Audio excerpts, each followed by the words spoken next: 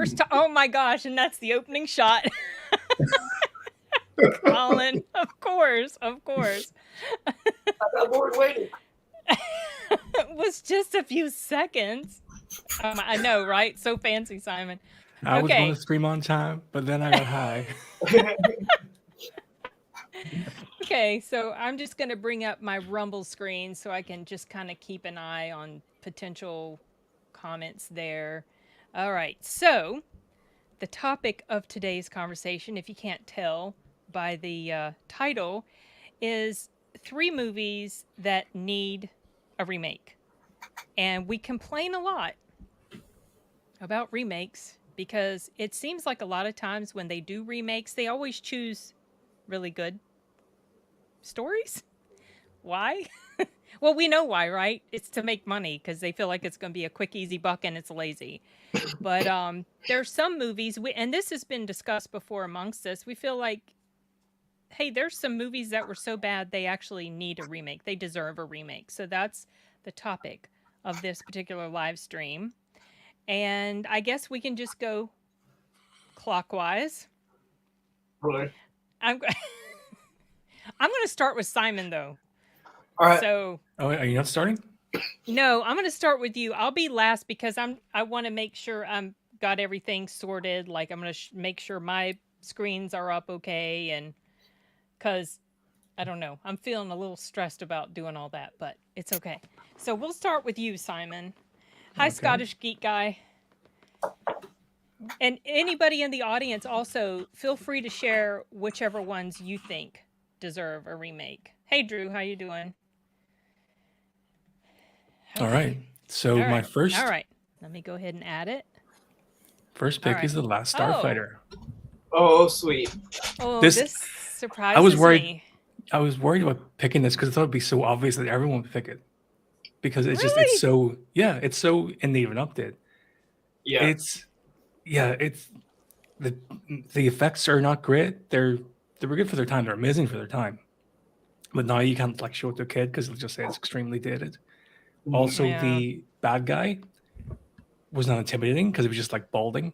That was his whole look. So you're saying that bald people aren't intimidating? Is that what you're saying, Simon? Balding. It's when they're bald, then they look intimidating. When they have that little fucking I get thing it. around the Okay, I get it. that's when it doesn't look so intimidating. Oh But my gosh. yeah. And then even as a kid, I knew that like the arcade controls didn't really translate to like piloting a fucking jet fighter. Yeah. So like That would be cool. this does not work in a fucking fighter jet. Right. So yeah, I just think there's so many things that are dated about it, and it has a couple of pacing issues as well. Like it confused me as a kid, his doppelganger. Exactly how that fit into everything. Yeah. Okay. So yeah, I just think it's in need of a remake. What do you guys It think? would be really relatable, even more relatable for this generation. Exactly, with like VR and everything. Yeah, it would be. I think that'd be great. See, I felt like I couldn't think of stuff, and I knew you guys would just be saying stuff, and I'd be like, why didn't I think of that? Like, that is very good. I'd like to see them updated. They could do it in a lot of different ways with how games are today. Totally. Well, that makes sense. It's been a long, long time since I've seen this movie. I remember enjoying it back in the day, but I have seen it sort of in passing. But you're right, it is pretty dated. And given the effects that we know can be done now, I think they could do a much better job with it for sure. Oh, who was in the car? Who was the guy in the car? But keep the him. Yeah, who is that? Robert Preston. Oh, okay. I thought it was somebody else. And his alien buddy, that was the old man from RoboCop. Nice. Oh, okay. Is that the baddie that you're talking? That's not the baddie. I'm trying to find a picture of the baddie. Yeah, this is like. Oh, that guy. Like. Is it him? Was it him? No, it was. Let's see if we can find him. No, there he is. Hey, Lady V. Yep. Hey, Sashi. Oh. Yeah. What the fuck is going on with me? That guy. I don't think my computer likes screen sharing. Well, it when you make it, if that's the biggest that you're going to get the picture when you look at it on IMDb. It just be Unfortunately, the browser. Hang on. I Okay. do like the live action or the costumes more than CG aliens, though. Even though that some of them aren't that great, I just don't want it to all be CG. I want it to be like some practical effects. I'm going to swap browsers. Hang on. Hey Josh, how you doing? And Hey, sorry Josh, if I don't notice everybody's comments. I'm multitasking here, and sometimes I don't feel like I'm the best host when it comes to this. Anybody who has done their own live stream, you understand exactly how stressful it can feel, even though you're amongst friends, but still. So hello to everybody. I see you all there. Sashi, Drew, Lady V, Chris. Okay, you got another one. Nice. Here we go. There we go. Got a good audience. Oh yeah, there's several actually, and then there's some also. Yeah, I think it was one of the first usage of CG. Oh. And it does not look good. The thing is, it was drawn in this. That's what the final product looks like? Yeah. Oh, yeah, you're right. It's not very good. No. Yeah. The story itself was pretty doggone fun, though. It was. I remember really enjoying that. Yeah. I agree with that. Hey, Lady V. Hey. Hey. Hey, Joan. Sashi, I've been balding for over 20. Okay, so Sashi, he just went ahead and threw in the towel. You see, you look intimidating. Now you've shaved it off. That's when you keep that stuff in the sides. I'm starting to, and it depresses me to no end. Really? Yeah. Have you not tried like anything, or because there's? I probably just need to drink more water and eat more vegetables. I don't know.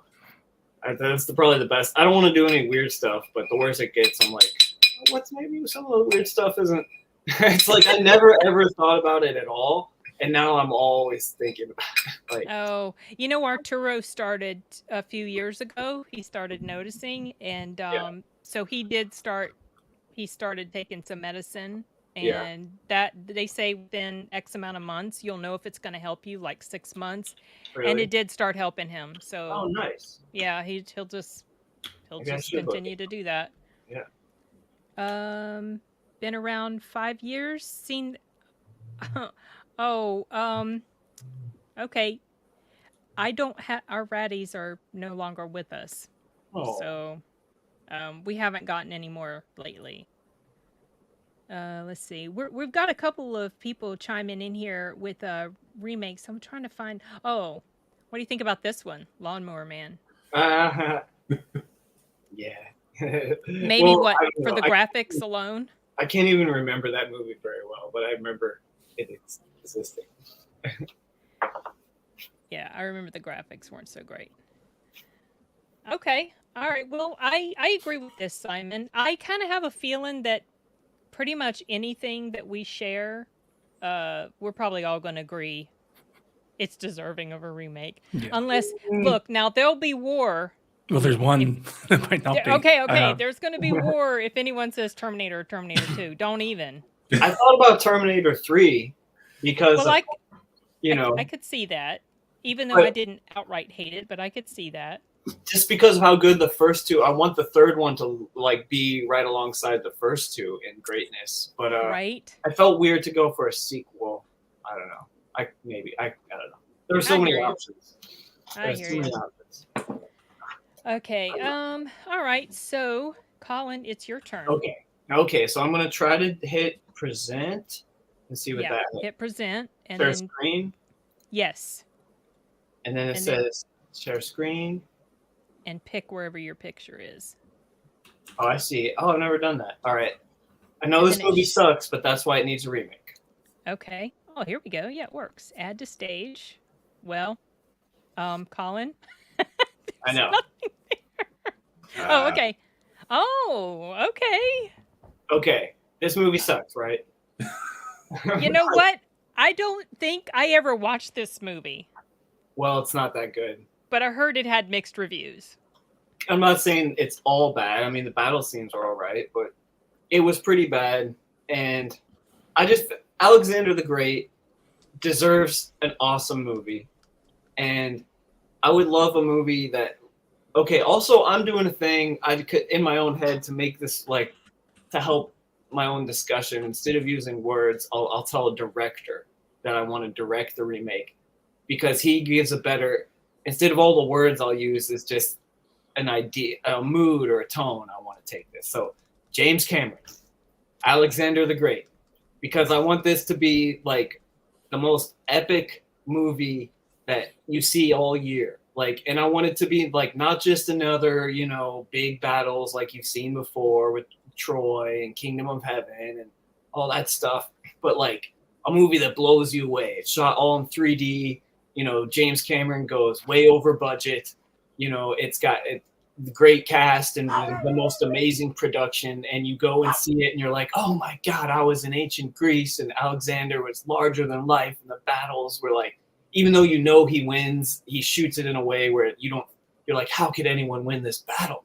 And then it's like an amazing fucking action sequence, and then that's I don't know, I want that. I love historical fiction and feeling like I'm in that time period, and so I would really like something that did that and did it in an epic way, like in James Cameron. So he's kind of like go all out and make it happen in 3D. And yeah, just I want to feel like I'm in ancient Greece and I'm in ancient Persia and ancient Egypt, and that I'm like really impressed and almost blown away by who Alexander was and what he did, even though you kind of know the story. I mean, he's got to be one of the most famous people of history, right? And I feel like if anyone to make a biopic or an epic of, I'd like them to do it right. This is another movie I was so excited about, and then it was like so disappointing. So What was disappointing about it for you?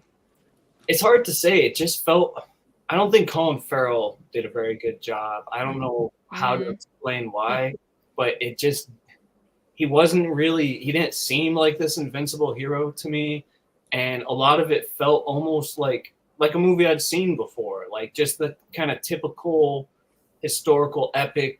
Maybe it was a nice production value, but it was kind of like, yeah, I've seen these Greek and Roman epics before, and like it has some nice things about it, but it felt like I was expecting, like I said, all the stuff I was talking about, like a great movie that really raised the envelope and something I'd never seen before. And this movie that I'm talking about really felt like Alexander with Colin Farrell. And I don't know, it just, Angelina Jolie's character was kind of weird. There was a lot of unnecessary stuff. Jared Leto as his lover felt like. Oh, I forgot he was in there. They spent a little bit extra time on that stuff, and it wasn't really interesting. I mean, there was a few cool scenes, but it felt like it should have been the whole movie. Just he went to India, and so they showed a little bit of that stuff. And again, the battles, like they're all right, but it wasn't anything like. It just felt like stuff I'd seen before. Felt generic. Even at the time, like my first viewing was just kind of like a letdown. And Which cut are you talking about? I only saw the one in the theaters. Okay, because according to the IMDb, or not IMDb, Wikipedia, there's a theatrical cut, a director's cut, a final unrated cut, and an ultimate cut. Oh my gosh, are you serious? I can't imagine any of those improving that much, but I saw the theatrical cut, and I was let down. And it's Alexander like so many people have always been fascinated by Alexander, and also I love historical fiction, and I would love to see a big James Cameron version of something. I disagree with James Cameron. If James Cameron gets a hold of it, it'll be Alexander versus Atlantis. Yes. You just made it. We have to constrain him and tell him that it can't be anything fantastical. It has to be rooted in reality. Mm-hmm. But I could see bring him the water in somehow. doing something. I could see him doing something decent with it, though. Yeah, just shoot it in 3D and go 100 million over budget and ignore all what the producers say and just make it like an epic action film with great characters. That'd be great. Okay. Okay, all right. That's interesting. I wasn't expecting that one, but I'm okay. When we started, I thought we were going to do all one genre, and so I had picked Oh historical fiction no, as sorry. a genre. But I only picked this movie, and then I didn't know what else to pick, and then I just kept this one. Oh, okay. So you adjusted the you Right. adjusted the framework of your choices. Yeah. Okay. I think All he just right. figured out how to make it in Hollywood. Make a movie called Wet Feet and get Cameron and Tarantino to do the pull quotes to the poster. Right. Wait. Oh shit. Okay, I'm going to address some of the comments. Wait. What do you think about this My one? two favorite filmmakers. Fifth Element remake would be I mean, great if Denis Villeneuve would do it. Fifth Element. I disagree. Fifth Element Yeah. is great because it's cartoony and fun. It would be a whole different movie. I don't think It'd be the too plot- serious, maybe. Yeah, I don't think the seriousness would necessarily work. And Fifth Element's another movie. I'm like, oh, they should remake that. And I'm like, it's perfect as it. I don't think they could remake it any better. I think the remake would almost have to be worse. So I disagree with that. I disagree. Although I hate the Fifth Element, but it is what it is. I will Oh, be you- talking about Denis some more. You're not a fan? Okay. I love Fifth Element. I love it. It's fun. I like Chris Tucker in there. He cracks Super me green. up so much. I don't know, maybe some people thought he was really goofy, but I loved him. Yeah, we have some agreement I here, love Big him. Al. Yeah, we need a great Alexander film. Yeah, it would be awesome. And yeah, extremely slow and boring. Okay, hold on. Someone's okay. If Alexander deserves a remake, perhaps they should redo the Three Stooges. I'd City watch Marshal. that.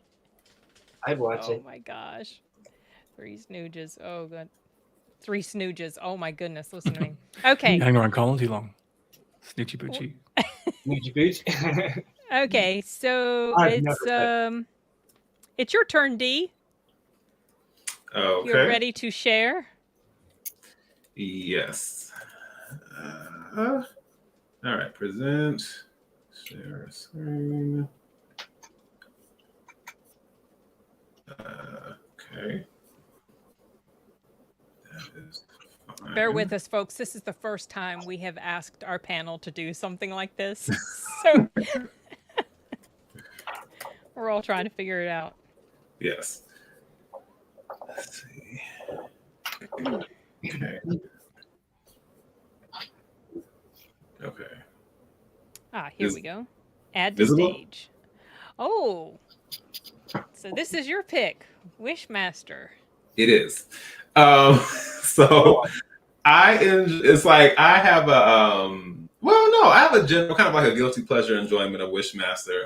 It's one of those as far as Wes Craven I think a lot of folks don't even really think about when it comes to like his films, especially when we have like Scream kind of being the big one, and then some of his other popular films. But Wishmaster is just one of those where I love the concept of it, and I would love to see it kind of revamped and have a little kind of just taking away I kind of like that late 90s kind of cheese away from it, and then really getting to the idea of what it would look like to have like an actual djinn and wishes and what that would actually look like at wreaking havoc in society, in the world. And even what the new interpretation would look like, because I think the concept of it is cool, and I think it's still fun as is. But I would love to see that go even darker, and to see like how you could really explore the concept, especially when you have this djinn or genie, basically, who can kind of reinterpret your wishes however you want. So, yeah. So I had to go with that one.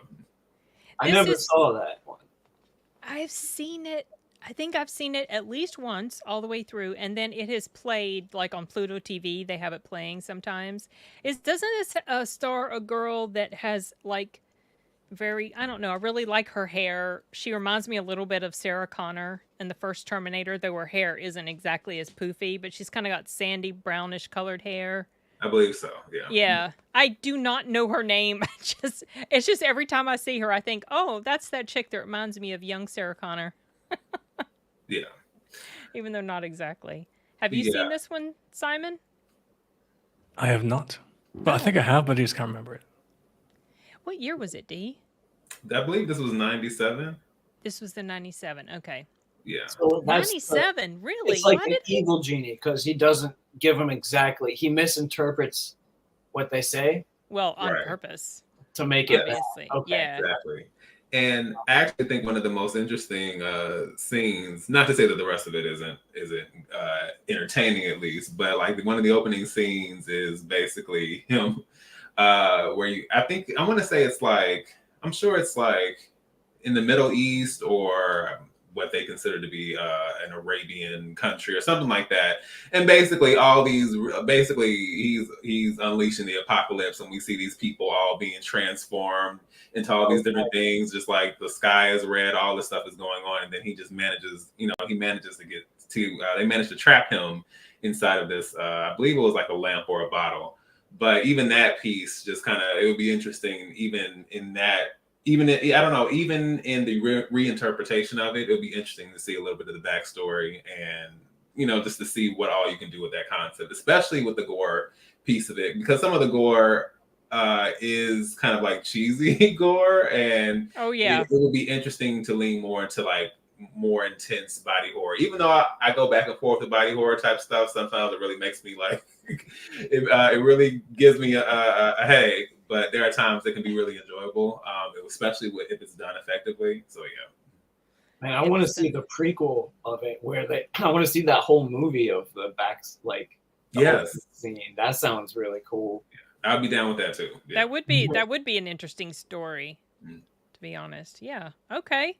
Well, I'm in agreement with all of these choices so far. So, nice one, D. But honestly, I haven't expected any of the ones that have popped up. It's just none of these that have occurred to me at all. I would have never guessed The Last Starfighter or Alexander or Wishmaster. So this Nice. is why I like it that we've kept it a secret Yes. from each other.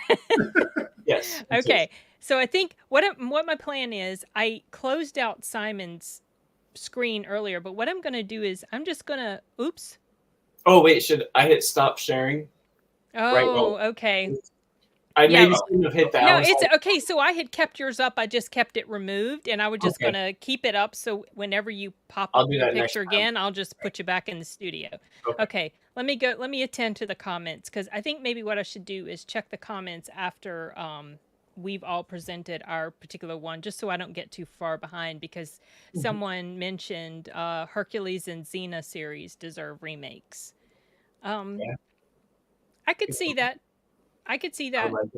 I was going to say, I like mythology, and then of course those were fun shows, especially at the age that I was watching them growing up. But it would be interesting. I kind of think, I feel like with Greek mythology in general, there's so many like great opportunities to make stories, whether it's about the gods and goddesses, about the demigods, about the people who are affected as all these things that are going on.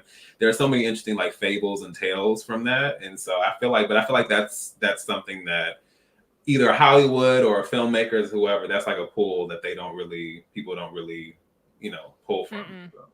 No. Yeah. But yeah, I'd be down for that. I only saw a little bit of Hercules and Xena, but I know they were both pretty popular, especially Xena. Super popular shows. Alexander had the worst casting choices plus story. Yeah. Colin would be in agreement with you. It just was kind of a slog. It was just, it's hard to. Yeah. It was weird the way the elements came together in that one. Was Brad Pitt in Alexander? Oh, I think maybe he's thinking of Troy. Yeah, or he maybe it made him think of Troy also, just in relation to it. But yeah. Okay. Oh, Josh. Yeah, hey Josh. Let's see. Chris Almighty is a dark philosophical drama. Only movie I truly appreciated with Brad Pitt was Meet Joe Black. Okay. I do enjoy Meet Joe Black. Have you seen Fury, Lady V? Because that, I don't know, that one might be my favorite. Or Snatch. Snatch. Oh my gosh, how could I forget Snatch? Right? Snatch. But turn the subtitles on. For anybody who hasn't seen Snatch, turn on the dang subtitles. Once upon a time. No, there's nothing what you're talking about. You will need the subtitles. Glorious Bastards.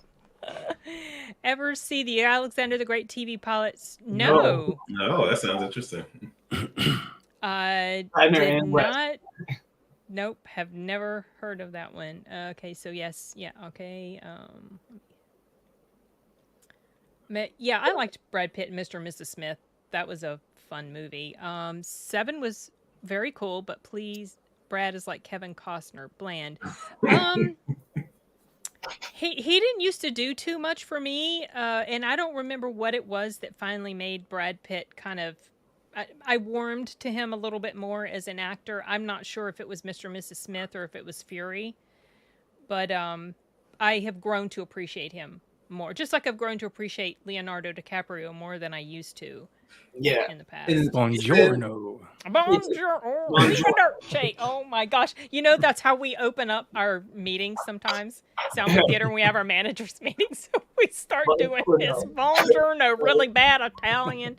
Oh, and speaking of, this is so off topic of this, but Justin bumped into Christoph Waltz last week at the grocery store No way. in Toronto.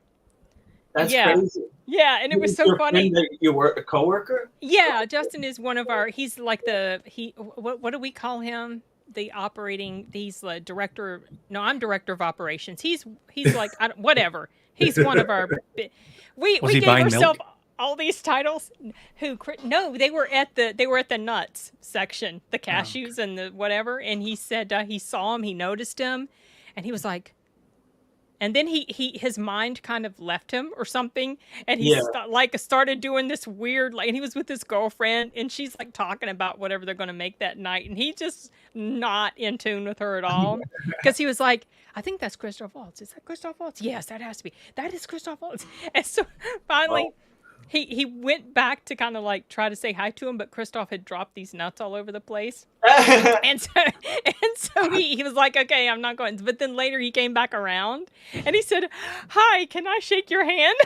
And he said Christoph was something like, well, I don't know. Like, it depends. Like maybe he thought Justin was trying to attack him or something. Anyway, he just like, he said I turned into the biggest blubbering idiot, and I was just telling him how much I love your stuff, and so they fist bumped and whatever. So awesome. I looked it up, and I determined that it's probably because he's up there filming Frankenstein. Oh, that's right. Yeah. So yeah, that was sorry, that was a little side story, but that was really fun. Is he Dr. Frankenstein? Frankenstein. He would be awesome as Dr. Frankenstein. Frankenstein. That's not how we say it, Simon. I honestly do not know. He would be great. The monster. It's or not.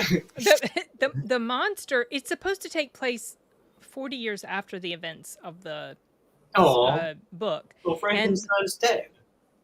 The monster is played by the dude who played in Saltburn. Barry Keoghan? No, the other guy. The guy.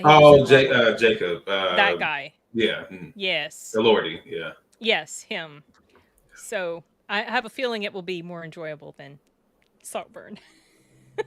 Oof. I hope so. Dee and I both are like, oh my gosh, our eyes were scarred. Fifth Element remake would ruin it. Yeah, I could see where you're coming from there. I like Kevin Costner. Me too. I love both those movies. The original. I really like Dances with Wolves. That was a good movie, actually. Mm-hmm. It was very good. I think he's made another epic western. He's making a new epic one. Yeah. But I don't remember the name of it. But you're right. Hey, American Sean. Frontier, how are you doing? I saw a trailer for it in Dune 2. You're making like a two-parter. Oh, they did show it. Okay. A two-parter. For some reason, the trailer just looked pretty bland to me, though. Maybe the movie version would be better. Okay. Oh, Sin, I was going to ask you something. What you said about Leonardo and Brad Pitt, I feel like we probably discussed this before. Do you think part of it is just kind of like when they're in that kind of pretty boy, kind of teeny bopper-ish kind of stage, and then they kind of mature and get into the more mature roles? Yeah. Yes. That's exactly what it is, because I wasn't super crazy about Johnny Depp until he got older. Mm-hmm. When he was in his pretty boy days, I was not interested. Like, it was just, no, you're pretty to look at, but I'm not interested in whatever it is you're playing. I think So Timothy Chalamet's at his inflection point. I don't know if Timothy Robert Chalamet's Pattinson's one of those. ever going to grow on me, honestly. Yeah. Timothy. We've had a And few discussions about Timothy's it. all right.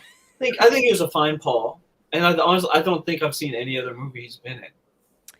Bones honestly. and All. Have you not seen Bones and All? Oh gosh, Sin's favorite. A culinary delight. Made the mistake of eating supper while I was watching that doggone movie. Oh my gosh. Of all the options, Sin, that's the one. I shouldn't have. I didn't think they were going to be quite as explicit as they were in some of those scenes. So yeah, that was nasty.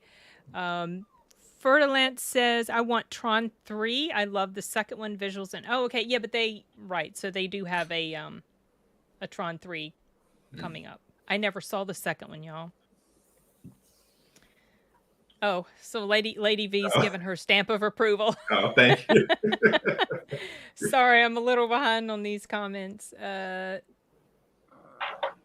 He probably I'm not sure who that was in response to. Did you like Pumpkinhead? I kind of remember Pumpkinhead, but I feel like I saw that when I was much younger. I probably have to watch that now. Lance Henriksen or Heinrichsen was the father. I've seen it a few times. It's okay.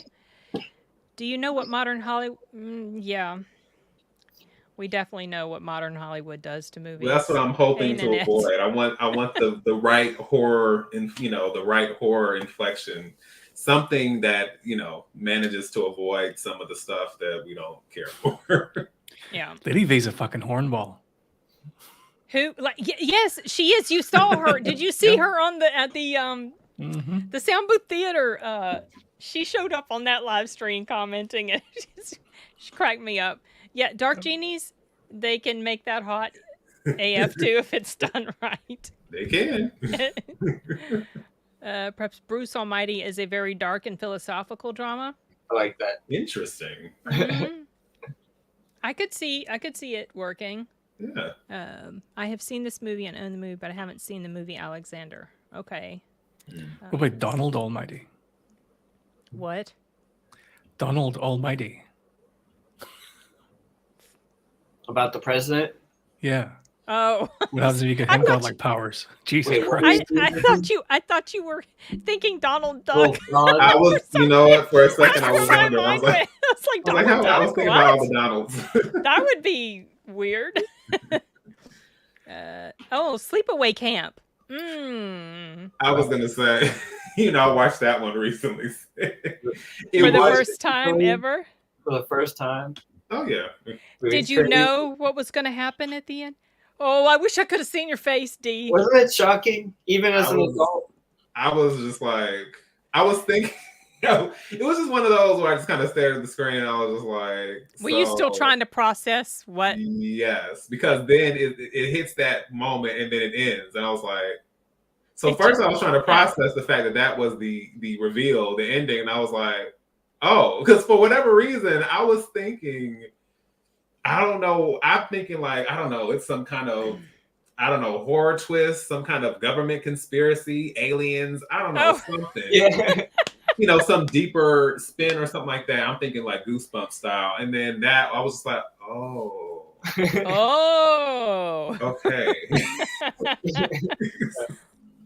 Yeah, that last shot was, that's like, wow. Okay, what a reveal. Yeah. So did you see the meme I posted in Discord? When did you post it? A while back. Yeah. Sleepaway Camp. No, I might not have. When you say a while back, how far back? Couple weeks.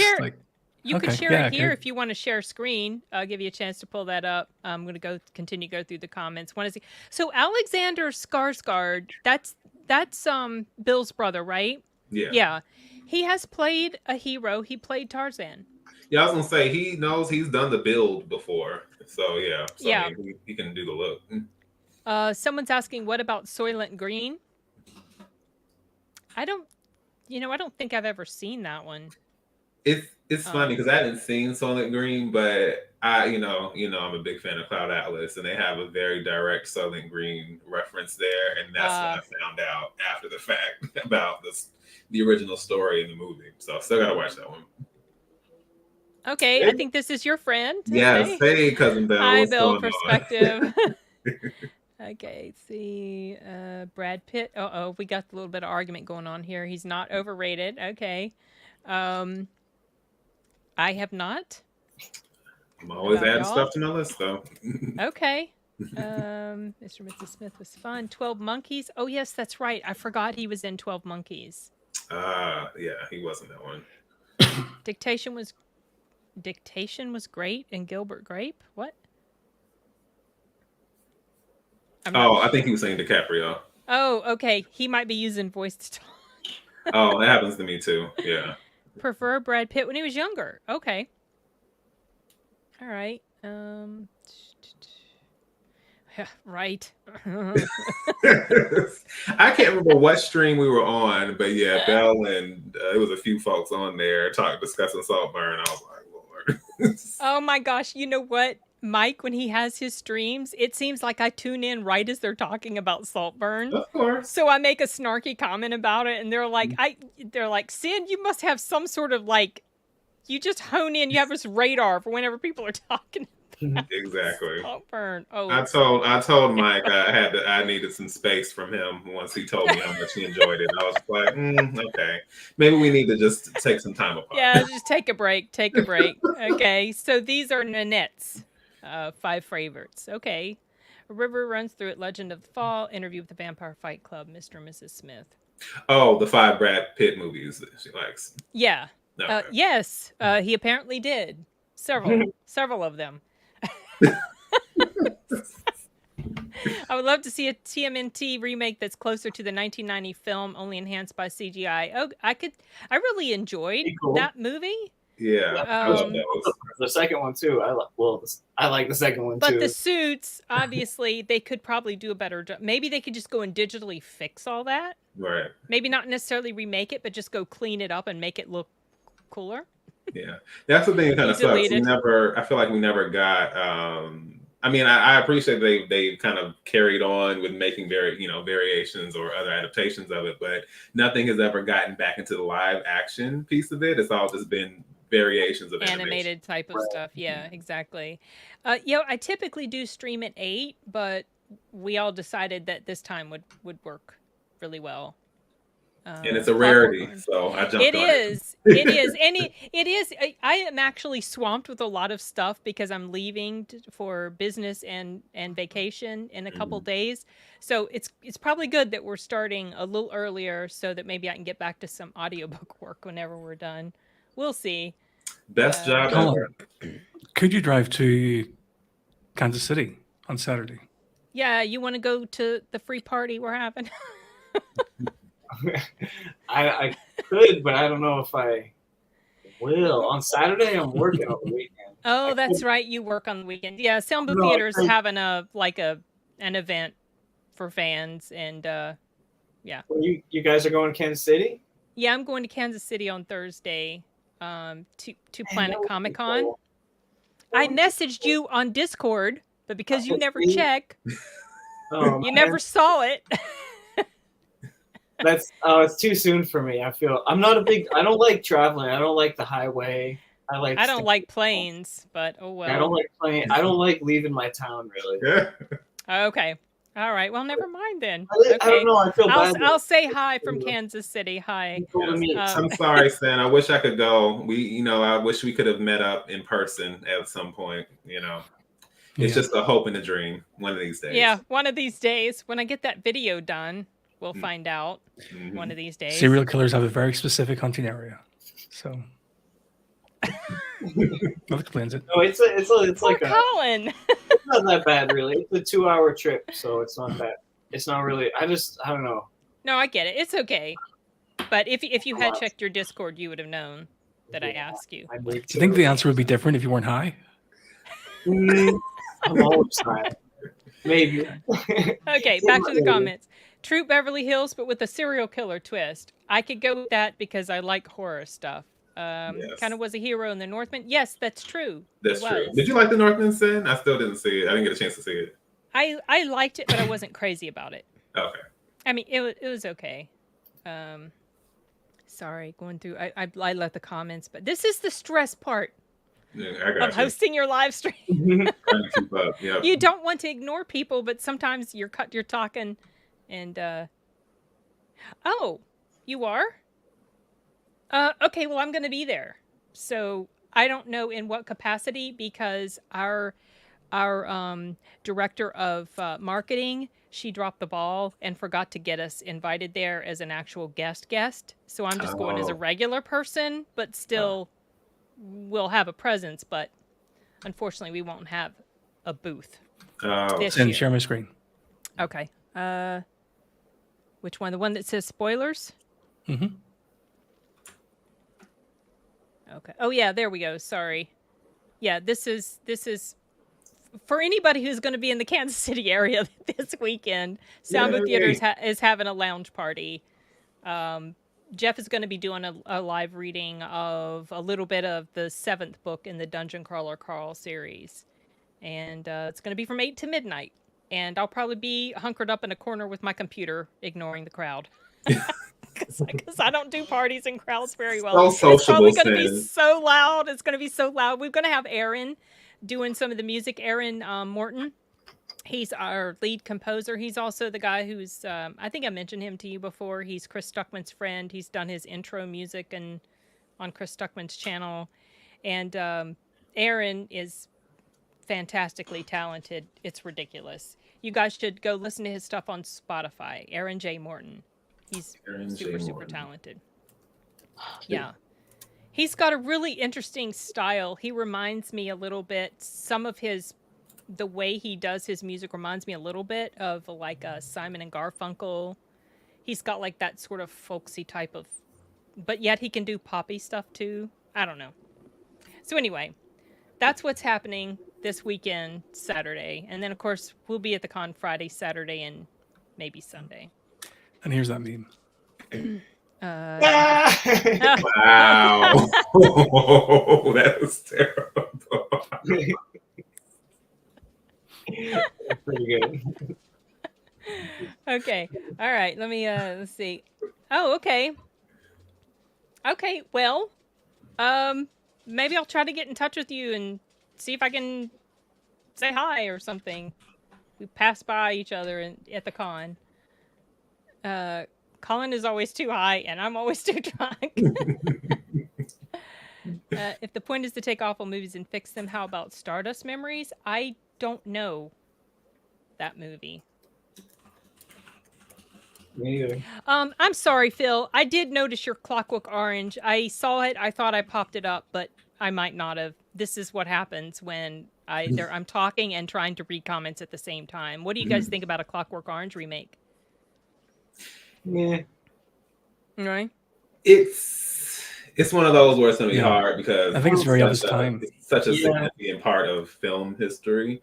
But I feel like it kind of depends on the lens and the approach, because I don't know how much of the original story it captures. I'm assuming it does a fairly good job, but there could be opportunities to do something with that. It just kind of depends on the perspective. That's all I'm going to say, because that can go a lot of different ways. I never read the book or watched the movie all the way through. For me, it's like, do you know a filmmaker was kind of good but didn't quite achieve mastery? Kubrick. Doesn't make sense. Do you mean that, or are you? Oh, I mean that, yeah. Kubrick was a master of his craft. Why would you fucking remake a Kubrick movie? Oh, okay. You're being sarcastic. I thought you were saying that he wasn't a master. I was like, wait, what? Okay, sorry. This is not. Maybe I'm not firing on all cylinders. I will never be entered. I know. I'm sorry, Sashi. You're so doggone far away. I hate that. And also, Simon shared the link if any of you guys want to check it out. Never thought that was Villain and Barbarian. Oh, they did subvert expectations in that one. Right. That was the brother. Yeah. That was, what's his name? Yeah. In Bill. Because I was definitely waiting for the other shoe to drop, and it did, but not in the way that I thought at the beginning of Barbarian. It kind of made you wonder, but then I kept thinking, I don't think that what we think is supposed to be an issue is not really going to be going on. I just had that the authoritarianism going on now makes sense. just think it's cool that another YouTuber wants to come to Planet Comic Con. Well, I'm not coming there as a YouTuber. I'm coming there in relation to the audiobook company that I work with. So, anyway, yeah. Making a bad movie better. She has professional obligations. I do. I do. But it's all fun. I still Yeah, love that's it. what I want to Okay. go to KCMO. Say what? Nothing. What'd you? Nothing. Oh. Okay. All right. Now it's finally my turn. I'm going to present my screen. You guys, I have mentioned this to you before, but you won't know what it is. Oh my. Okay. Okay. Juana La Cubana is a 1994 Mexican movie. You see Eric Estrada there. When he got blacklisted, Mexico opened up its arms to him, and he started to do stuff there in Mexico. He even played in Dos Mujeres Un Camino, which was a telenovela that I think Selena had a little tiny bit part in, and was a very famous song. Anyway, whatever. His Spanish was so bad they had to dub his Spanish in here. Why did he get blacklisted? It had something to do with it wasn't anything like super, like he did something super bad. It was like criminal bad. It was that he was, I think it was a financial thing. He was wanting more payment for, I think it had to do with his role on Chips, which was about the motorcycle cops in California. And it was a very big show back in the day. And I want to say, I think that's what it was. He was wanting more because he and another guy were the stars of the show. And it was this big dispute, and he got blacklisted. And Wow. so anyway, Juana La Cubana, there is a song called Juana La Cubana, and I don't know if the story is, the actual plot of the story is based on whatever the song says, but anyway, Juana La Cubana plays this girl who was a daughter of like this general, and I think it's supposed to take place in Cuba, but I can't remember. But wherever it is, it's some Latin American country with like dictatorship, authoritarian, totalitarian government. And her father was a general, and he was like a rebelling against he was not in favor of what the government was doing.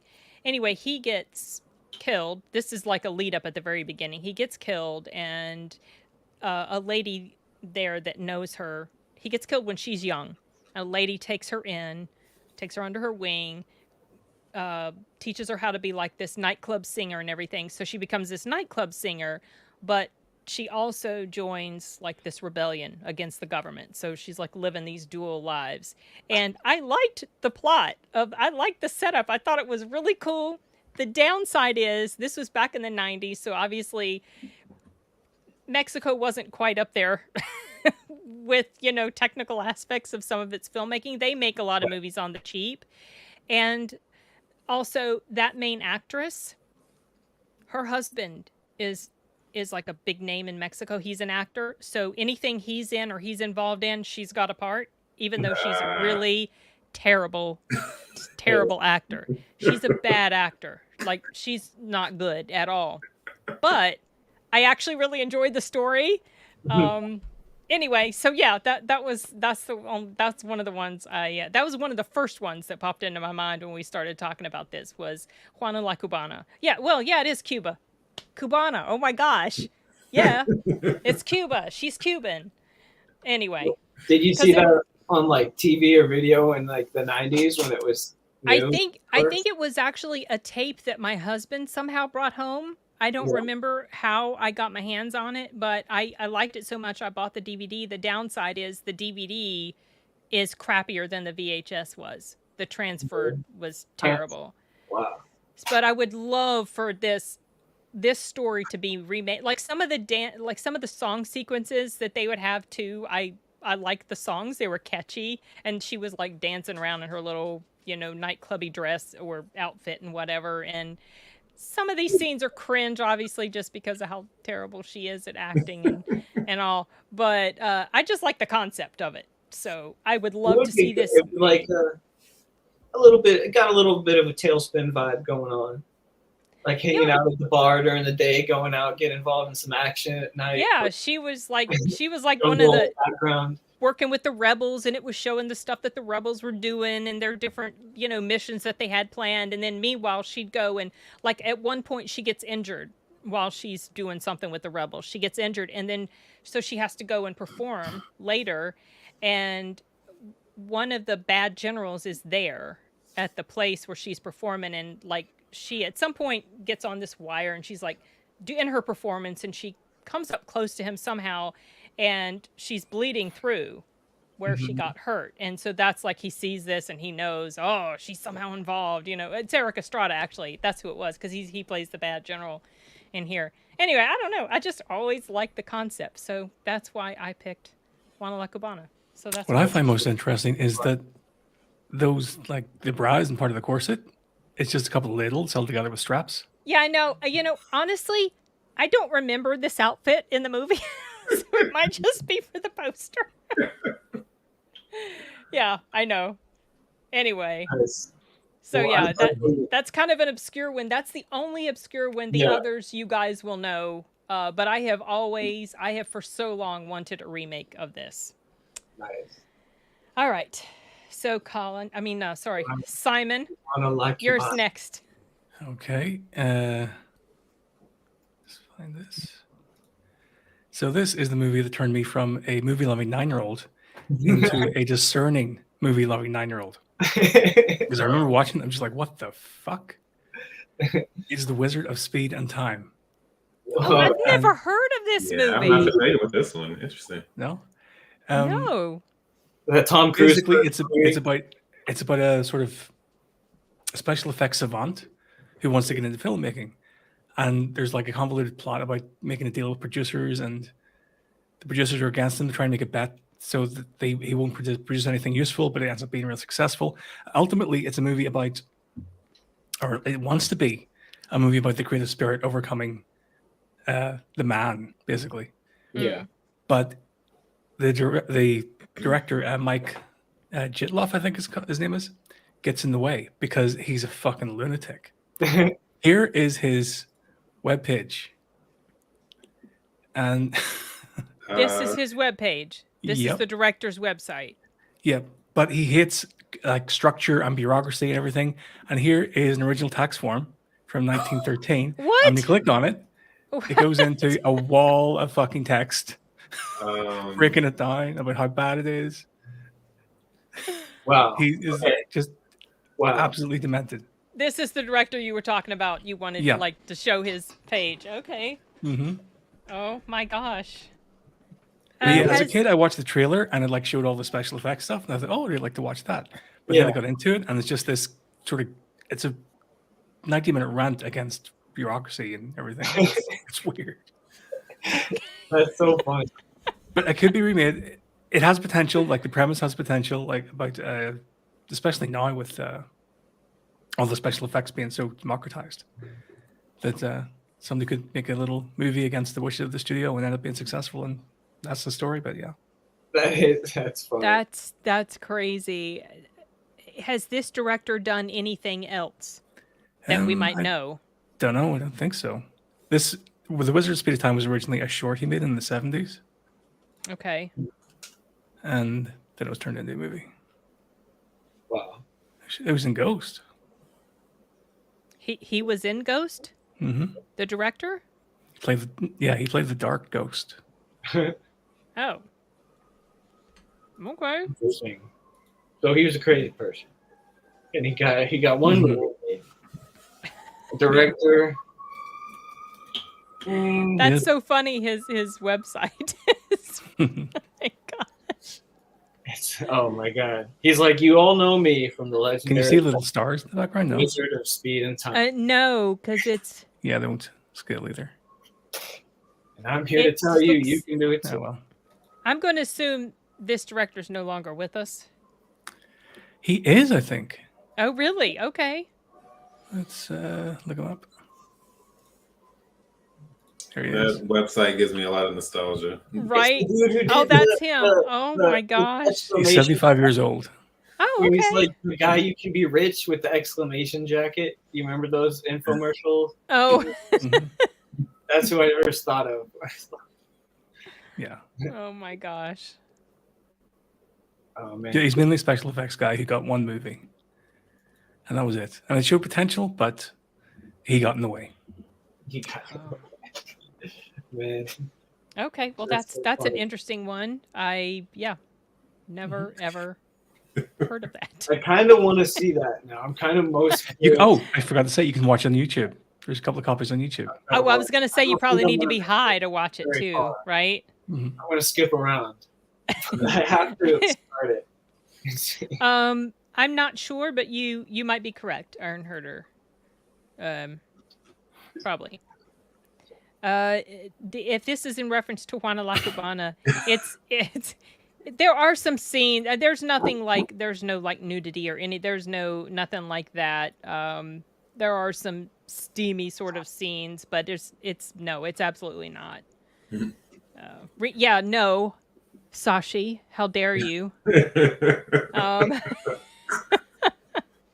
yes, Eric Actually- Estrada was punched. Actually, No, yes. what? Gonna share the screen. Oh gosh, I'm waiting for it to pop up. Where is it? I Oh, wait, don't hang on. see it. Oh, it's down here. Sorry. No, that's D's. I don't see yours, Simon. There we go. Okay, hold on. Yeah. Okay. I've seen this. What is it? Oh yeah. Okay, y'all. If you've never seen this, have you seen this, D? Watch. It's blasphemous, y'all. Oh wow.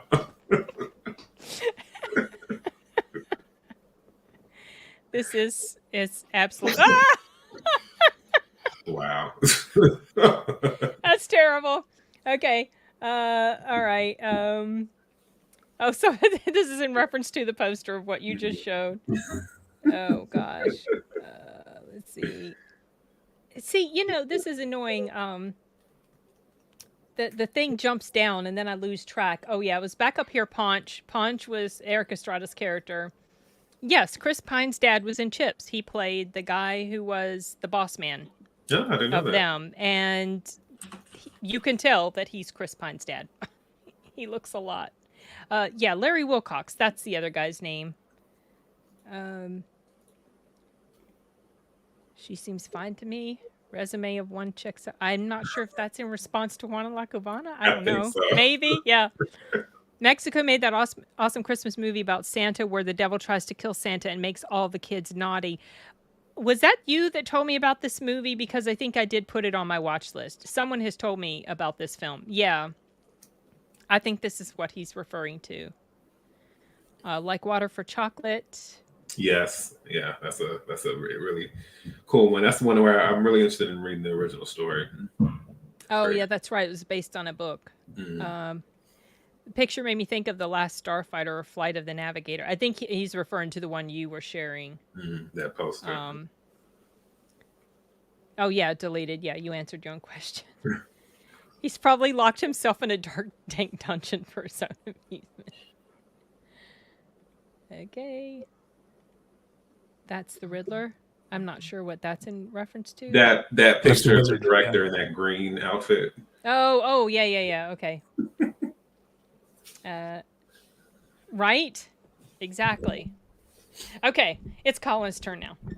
All right. Let me hit the share. So I go to. I'm gonna do this faster this time. I hit present, share screen, click that, share, and then it went. Yep. There we go. All right, inner space. Inner Space. Oh, the one with David Quaid. Yeah, Dennis Quaid. Dennis Quaid. And The famous Meg- historical epic. Yeah. It's historical. Yeah. I was actually watching a music video the other day. It's been forever since I've seen this. Justice, the band Justice, or DJs, whatever, they have this new video. I don't even remember what it's. One of their new videos is it's like going in like it seems like it's inside a body, and but with modern technology, it's filmed. It looks really cool, and I was watching it like, God, I wish they would remake Inner Space. And I don't think I've even seen it since I was like 10 or 11, so I don't even remember exactly all the stuff about it. But I just feel like that's something that I would love them. That brings out the kid in me. Yes. That it's almost like I don't even care who does it or how they do it exactly. I just want them to make it feel like I'm really going into a body and like at a cellular level and moving around. Like I don't need like a bad guy plot or a sense of danger and epicness. There could be a danger in that they might get squished or whatever. There doesn't need to be like a villain or whatever. It would just be just as, yeah, I want to feel like that. Like all the different creative, or not even creative, but like just things you've never seen before, like kind of thing. And they could make it really, really cool, I think, with all the that they've learned and mapped out in the body, and the way they know more about, and the way technology is just better, that they really spent a lot of time. It would just be a really fun movie. I remember I even liked that, like Osmosis Jones, just like oh yeah, that yeah. It's like I just I want to see it. Even I don't even they could do it so many ways, but yeah, it brings out the kid in me, in that it just, that idea alone is pretty much enough to sell me. If they really had it like a big budget and they wanted to make it really more realistic than just make it, I don't want it to be necessarily just like for kids and they take all these liberties that don't make sense. I want it to actually seem like it's scientifically accurate, but it could be like a kind of a whimsical. I don't necessarily want it to be like an adult dramatic film either, though. You know, I want it to be in that kind of sweet spot of maybe a family-friendly film that is just also just really cool to see. That music video really it's pretty cool too. But anyways, Inner Space is a fun movie, and it would be really fun. I don't know how they would do it, but it would be fun if they remade it, I guess, with modern effects. How about Inner Space mashed up with Joe Dante's other big property, Gremlins? Inside of a gremlins in your blood. Well, you got to go in a gremlin to defeat them. You got to find out their weakness. It's all different. All their organs are in different spots. But that's, I was thinking, it's like so much of the time I don't like CG green screen type environments. I think it ruins movies, but I feel like it can be done right. And in this situation, I would like them to use all that like CG to make something really like cool and different I've never seen before. Right. Yeah, I was gonna say the first time I saw Inner Space was on the Disney Channel in the '90s. They had all different kinds of movies they would air, and this was one of those. And I loved it immensely. It's been a little while since I watched it, but yeah, I love. That's one thing I miss about. That's one thing I'll just say this one thing I appreciate about a lot of those channels. What is it? Nickelodeon, Disney Channel, Nick at Night. What was it? Vault. I think it was the Vault Disney or Retro Disney. They would have a lot of shows and movies and things like that were like old school. So like you got to not just the modern kiddie stuff, but you got to watch a lot of things and expose to other things. That I hadn't seen before. So, but that was really fun. Still, age appropriate for kids, but just a different vibe, different time. Yeah, I watched Disney and Nickelodeon a lot too, back in the 90s. It's been a long while since I think the last time I saw this movie was back in the 80s. Mm-hmm. Really? And I remember being pretty impressed, but I also remember knowing that there was no way that baby could have been that far along with how she looked. Yeah. Because remember when they showed, it was like this child was very, very developed. And she was not showing at all. And there's just like, no. But I guess Watch Party? What? Watch Party? Oh, yes, Inner Space? Mm-hmm. Okay. I've forgotten a lot of. I do remember though that this may have been the first time I ever saw Martin Short, and I remember he left an impression on me. I think I liked him. I forgot he was in here. Who did he play? Oh, he's the main character. Mm-hmm. Martin Short? Yeah. He was the guy who got injected. Well, next to Dennis Quaid. Oh, Dennis Quaid got injected into him, right? Mm-hmm. Okay. No, but he also ended up in the body of his girlfriend somehow. At the end, yeah. Okay, all right. It's like I was starting to doubt myself. Okay, all right, that's a good one. Let me see, unshare. Hold on. Well, there we go. All right, I'm gonna check the comments. There was a comment that I wanted to. I'll be right back. Okay. Oh yeah, here we go. Matthew Lesko was the real life Riddler. Oh, that's the guy. Yeah. Okay. All Yeah. right. We do have some comments. I've already popped these up, but I'll put them up again about inner space. So I'd love a new and proper Spawn movie. Is it my imagination, or are they supposed to be making another Spawn? I don't know. Have you heard That's a anything, cool D? idea though. Possibly.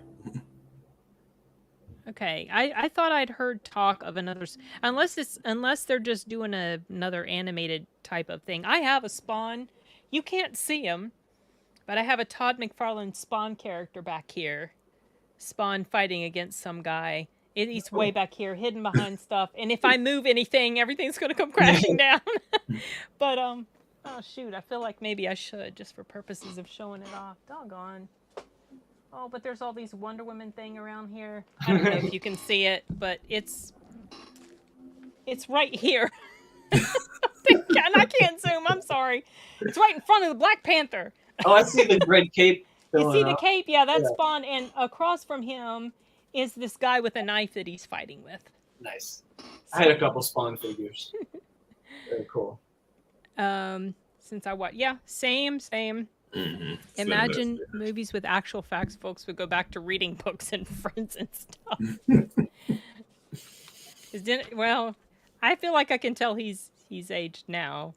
I was gonna say that Martin Short should, and Dennis Quaid, but Martin Short should. Thanks, Arn. I thought Dennis Quaid still alive. He didn't die. Yeah, he's still alive. Yeah, he was he's in the movie coming up now. I can't remember what I just saw him in. But yeah. I don't know why I thought he died. Okay. Then both him and Martin Short should make appearances, just cameos. Wouldn't that be? That would be fun. Cameos. You don't think they could, Sashi? I mean, I could see them injecting some stupidity in it, but maybe quality of filmmaking, they could make it look. Well, we say this, but then we also complain about how terrible some of the CGI has been in recent movies compared to movies from the 90s that seem to hold up better. So I don't know. I honestly don't know who would be the best director for this. Inner Space remake. I couldn't even say. Just as long as I would want it to be scientifically accurate and kind of family friendly, but not just for kids. Yeah. Kind of like feel like that's what the original was, but it's been so. I don't think I've seen it even as an adult, so I don't remember how well it played for adults. Because I only saw it as a kid. I think it was.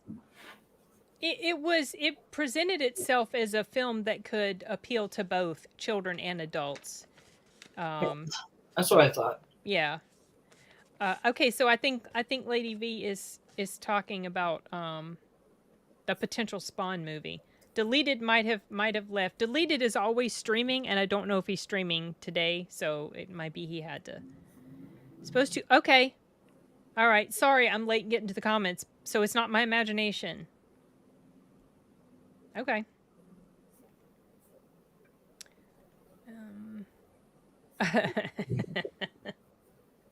With Benicio del Toro playing who? Okay, all right. CGI can be good if it's done well. And sometimes the problem is it's overdone. Okay, D, your turn. Okay. Let's see. Just let me know whenever you're ready, and I'll pop it up. I see you going. Oh, I almost picked that one. I will say. Yeah. Okay, we're ready for D's. Sorry, go ahead, Colin. I think CGI. It's bad when people use it to be lazy instead of just doing something cool. It's cool. It's good when Agreed. It's done as a way because they couldn't do it any other way. But it's bad when they're like, well, it'd just be cheaper and easier to use CG. That's. I agree. With practical effects, they have to do it ahead of time for the production. CGI comes after the fact, so it's easier to make it lazy. Okay, Yeah. so D's, I almost picked this D. It was between this and the next one that I'm going to show, Okay. but I am in agreement with Oh you on wow, this one. nice, The concept was so entertaining, right? Just the It's whole great. idea of it. awesome. Yeah, and see, I think at the time when it came out, I was too young, so I wasn't familiar with the original graphic novel or the original story Yeah, me either. within the graphic novel. But yeah, but just and then of course, with me being a massive reader and realizing the majority of these characters are literary based within these worlds. As far as these different books, stories, and famous or infamous characters. I loved it conceptually, but I was old enough at that point to know that there was some struggly stuff going on, especially with the effects. Because even at that point, whenever they had, I almost said Hulk, whenever they had Dr. Jekyll and Mr. Hyde, and they had the villain turning into that balloon Creature weird guy looking like thing. all the Yeah. stuff they did, it was just like, ooh, all right. Like I don't know that much about even not knowing that much about CGI, I was just like, this ain't looking like it's supposed to. So, but I think it's one of those that could either be like a film trilogy or it could be a limited series, but just something that would really do the characters justice, even to the point, and I understand like to some people they don't really care about backstories, but to me, there would be a really interesting way of kind of having every episode or at least some aspect of the film, depending on how they do it, where it's centered around the character, how they came to be, and then we tie it back into the current mission or the current situation, what's going on with the characters. But yeah, I just think it's unfortunate that it was received so poorly because that's what made Sean Connery was like, okay, He's this like, whole I'm acting out. thing is not for me. I'm out. I'm done. Because he had turned down all these other roles that he ended up being so excellent. And then but I really, one of the reasons also I was super interested in this is because the girl who played the vampire, she played in the Nikita show. Oh, okay. Yeah. Yeah. Peta, is her name? Oh gosh, I can't remember. Peta something, whatever. Peter Wilson. Anyway, yes, her. And I always liked her. And so the fact that she was in here, okay, I'm curious to check it out. And just the whole idea of it, all of these different characters, I just found it so fascinating. And there's a part of me that still enjoys it to an extent when I watch it. But then it's like, doggone, it could have been so much better. Yes, Shoot. and it has a very distinct early 2000s vibe to it, especially with the effects. So. Yeah, that's true. Not very good, in other words. So. And then I like the fact that it and then I'm already someone who loves like a team up type movie. I just like seeing characters with different skills, powers, abilities, whatever, coming together. To defeat a common enemy. And then of course this is distinct in its own way because of the fact we have the Invisible Man, we have what is it? I think it's Mina Harker from Dracula. Yes. Dorian Gray. That's it's even more interesting that way. Yep. Great concept. Terrible, terrible, terrible execution. And I was, like I said, super close, D. In fact, it wasn't until the day I messaged you guys, I messaged D, I messaged Colin and Simon saying what my last year was. I had just figured it out, but I was like, oh. And anyway, so that's a good one. Mm-hmm. Very good. Okay. All right. I don't think I'm too behind on. Oh, someone mentioned. Oh, if people think of Dorian Gray now, yeah, that's true.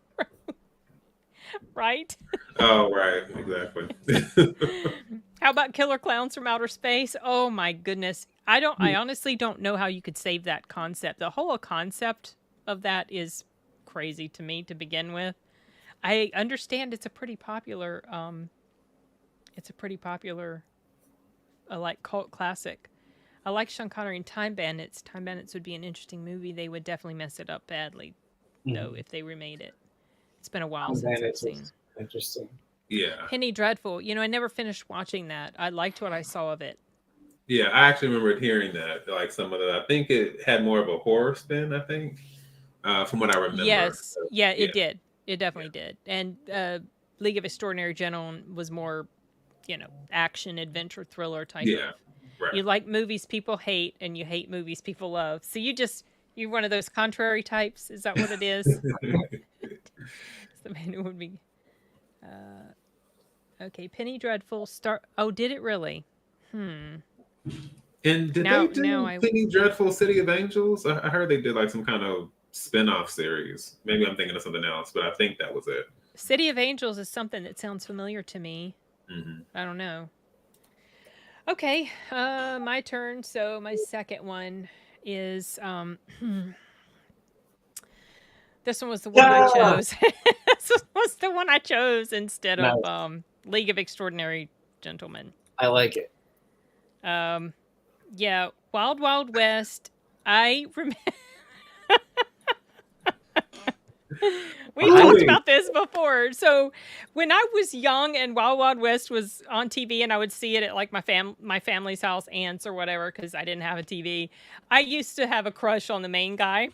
I thought he was so cool and handsome and everything. But I could also tell that the concept of the show looked really interesting. Even so, if I went back and rewatched it now, I would think it's horrible. But I like the whole idea of it. So something I was thinking of as a way to describe this was like Wild Wild West to me is like James Bond, but in the West. Right. Right. Like these cool gadgets and these cool missions that he's on and these people that he's up against, and the whole idea of it is so much fun.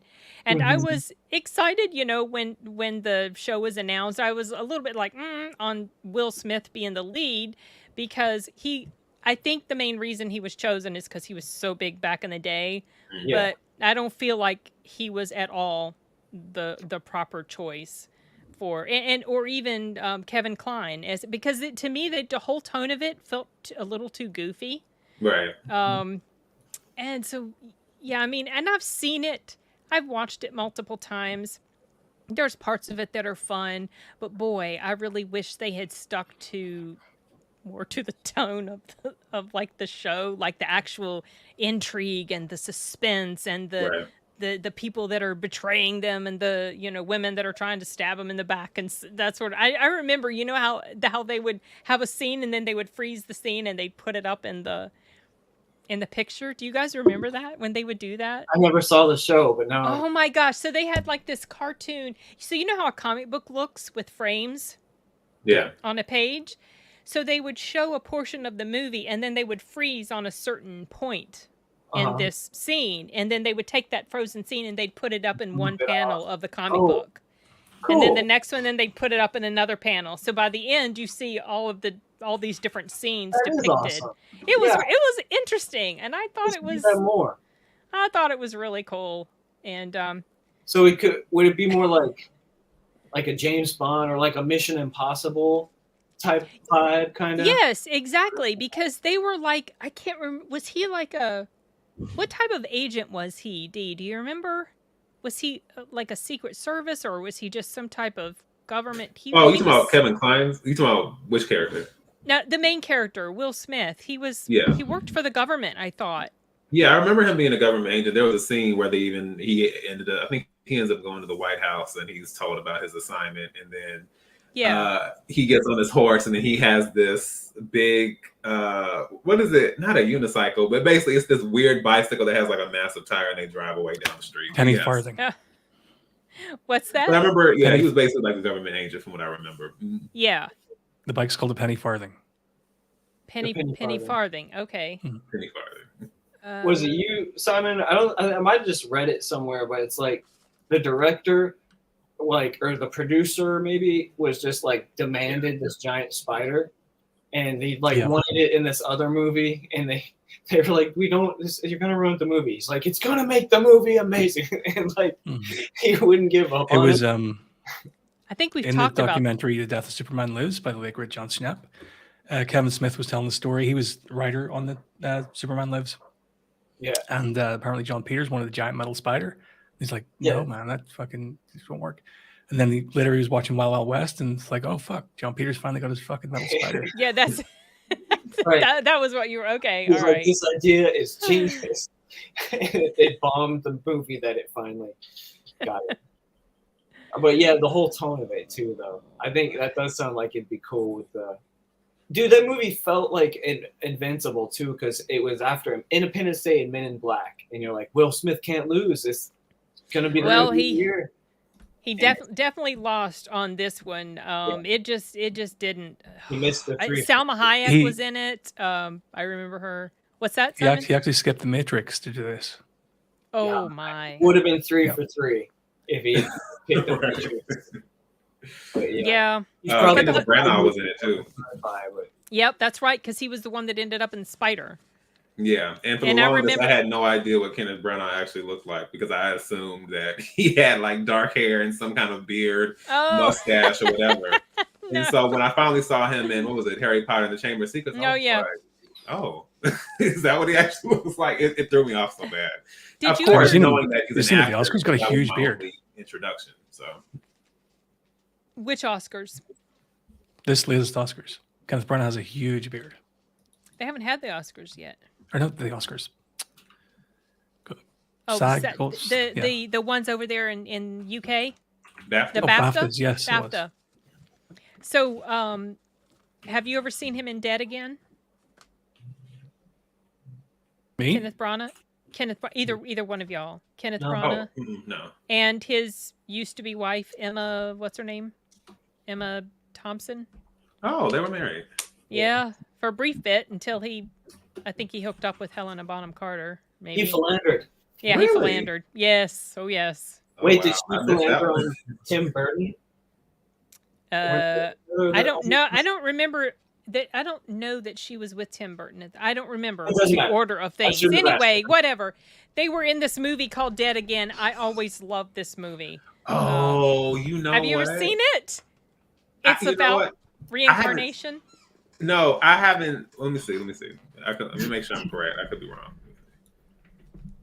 Okay, so what's crazy is I haven't like seen it, but when I used to work at, I think one of my first library jobs at my university, they had a bunch of VHSs in the back that they were getting rid of, and one of them was Dead Again. So I said I would take it home and take it with me, but I didn't have my VHS player with me. I had it at like my house, like home, basically where I would go back to whenever I would go on breaks. But I forgot to take it with me, so I still have the copy. But I You still need have to to watch it. I have just, I don't know, it holds a special place in my heart because I just loved, it's this mystery, Yeah. bit of a romancy stuff, but it's like this mystery. This girl is trying to figure out why she's like seeing these things, and it's a whole, it's just really cool. I loved it. And Yeah, I remember like looking on the back and the concept, and I was like, "Oh, this looks interesting." So that's why I took it. I kind of because of the VHS piece. That's what. And they're both so young because I think it was like early '90s maybe when it came out. Anyway, so Phil says there are no great movies that could be remade. They always, that's why we're not talking about great movies, because they do tend to, very often it seems like they tend to take great movies when they remake them and. Also, what are you talking about? Weird Science was a fucking masterpiece. Oh, I hate that. Oh my gosh. Oh, we talked about that movie during one of our streams. So he was Secret Service. Secret Service. Okay, take care, Playing Down Under. Have a good one. Yeah. Keanu Reeves could redo this, right? You mean no, not in Wild Wild West. If she's talking about Wild Wild West, I hope not. I don't think so. Different timeline, Will Smith. Well. Okay. What about Raising Arizona? Does it really need Nick Cage? Yes, it does. Because that movie is excellent, and a lot of it is because of Nick Cage. Yeah, Tim Burton was after. Okay, that's kind of what I thought. All British actors have webbed feet. Okay. Interesting. Monster in the Closet, 86 remake. Okay, I don't remember if I saw. Yeah. Oh my gosh, that movie was so bad. Was it? Oh, Was it really? I hate. What made it bad, Sam? I'll be right back. The whole thing. It was so I rewatched it for a discussion with Sound Booth Theater, and I remember I had liked it way back when I was a kid. And then I rewatch it, and it was just so goofy. It was just the whole concept. It was. Maybe I'll repurpose our live stream discussion and put it on my channel as a review of the film. Of course, the guys like Ahmed and Jeff, they liked it, or especially Jeff. But I don't know. I parted ways with them on that. I just hated it. I hated it. What movie was this? Weird Science. Oh, I loved it. I enjoy Weird Science. Okay, I don't know. Just definitely not for me. All right, so it's wish fulfillment for a teenage boy, so it is, but I don't know. It is.